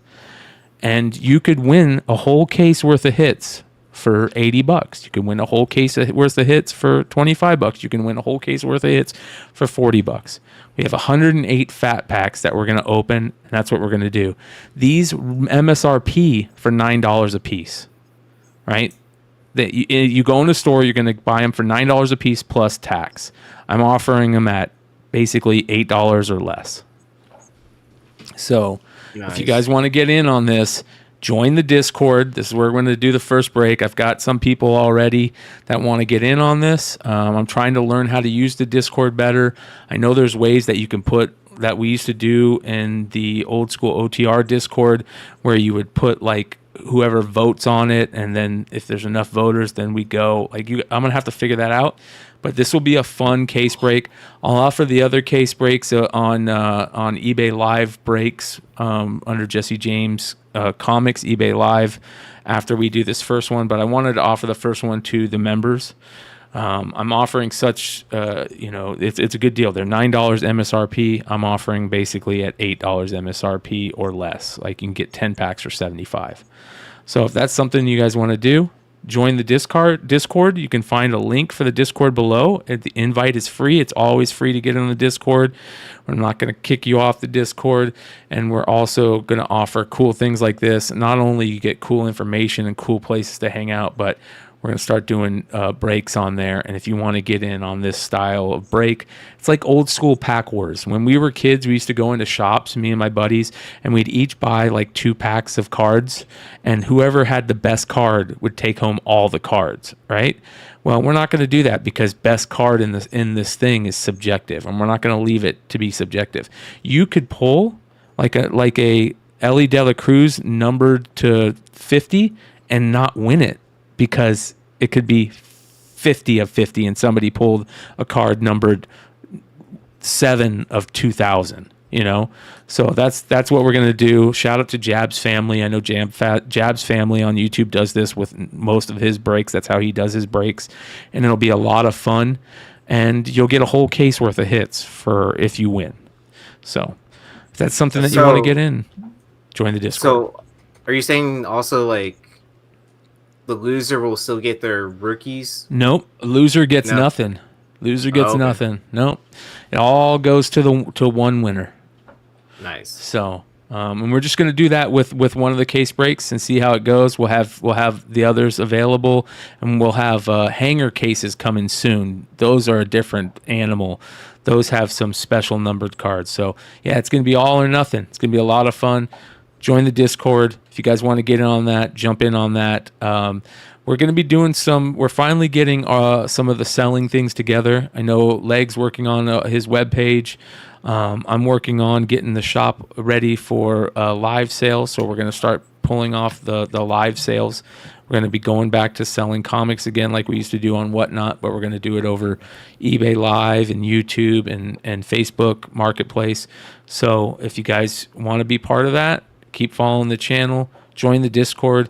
If you want to get in on I offer 10% off on my highest membership service on anything I sell. If you guys want to get in on that, join the highest membership service. We're going to put all the members in the Discord and give them special Discord perks for the membership members. So, yeah, that being said, that is the show tonight. 3 hours and 41 minutes. You guys got anything before we go? Not long really. story short. Oh, go ahead. Oh, no, that's it. I'll have news. I'm hoping next week. We'll see. I found one thing in my mom's garage. Ooh, a sealed Moonwalker. That's awesome, bro. Nice. It's looking. Dude, that's awesome. I'm going through shit. I look at it. I was like, Mom, I'm taking this home. She says, do you don't probably have anything to play that on? I said, it's going with me, Mom. I'm leaving it. She didn't buy it for herself. So let's see. So it's looking good on this one. So might need some grading expertise on that one because that's been around since the 90s. So nice. Wow, that's awesome. That is cool, man. I took my 5-year-old to like he's into Pokemon cards and trading and stuff. So I took him to a Pokemon night at one of the local comic book stores here, and like people were really nice. They were teaching him. First of all, Pokemon, it's very confusing, I think, for like a 5-year-old to learn, but he was picking up pretty well. But I guess it came like a week after Pokemon Day. I guess I don't know if you guys know about this, but like, yeah, people just kept giving him shit all night. He probably came out of there with like 150 cards. And then at some point, one of the guys there, I guess he's just been doing it for years and years and years. So he just has promos from all these different years. So he told my son, you can grab like 2 things from this table. So he grabs like these packs. And we get home and I open one of them because he was like, can you open it for me? And then I'm like, wait a second, 2010. Then I look it up on eBay, and the sealed packs are going for like $100, and I was like, I'm not opening the other one. I'm gonna keep that. I'm like, why are they giving you this? This is crazy. What is happening? What'd you pull out of there? I have to know now. What's that? What'd you pull out of no, there? it has it's like a specific set of energy cards. But I was like, why did they give this to him? To my 5-year-old. That was hilarious. And now he doesn't even remember, so you're good. Yeah. The first taste is free. The first taste is free, you know? The first taste is free. So. Yeah, exactly. And then before you know it, when he's my age, he's wearing chains of like PSA graded whatever cards. Yeah. It was so funny because and then he get there. While he's playing, they're dropping like prize packs next to him, and he's like, "Oh, Dada, let's can you open it?" I open them, and then one guy rushes over, and he was like, "Oh, well, that's a $20 card. Do you want to trade it?" And I'm like, "No, it's good. We'll hold on to that one. It's fine." Like, because I was like gonna keep it for my son, and then I was like, "This is hilarious. He doesn't know what to do with any of this stuff." So I'm like sitting in there putting it in sleeves and That's top awesome. loaders for him, and I'm like. Here, okay, now here you go. It was just funny. It's hard being a collector and doing that. The chat. That's funny. The next thing you know, he's opening 173 bucks. Yeah, exactly. He was with me, by the way, when I was buying. I didn't go as crazy on the Monopoly boxes, but I did buy a bunch the other day. He was like, "Dada, what are you doing?" I was like, "Don't worry about it. Don't worry about it. Don't worry about it. Don't tell mom." Yeah. Oh man, good times. Long story short, tomorrow night on Nearing Nirvana, that will be 10:05 p.m. Eastern, 7 p.m. Pacific. I think that's right. 3 hours difference, right? Oh yeah, yep. So make sure you guys check it out. And then hopefully Stein will be back this week. We're all crossing our fingers. And then, of course, Saturday night, more Modern Comic Mayhem. And, make sure you guys sub up. Check out all these guys' social media content. Make sure you're giving them a follow. And make sure you guys hit that like button. How many like buttons do we have? How many likes do we have right now? There's 117 people in here. We have 66 likes.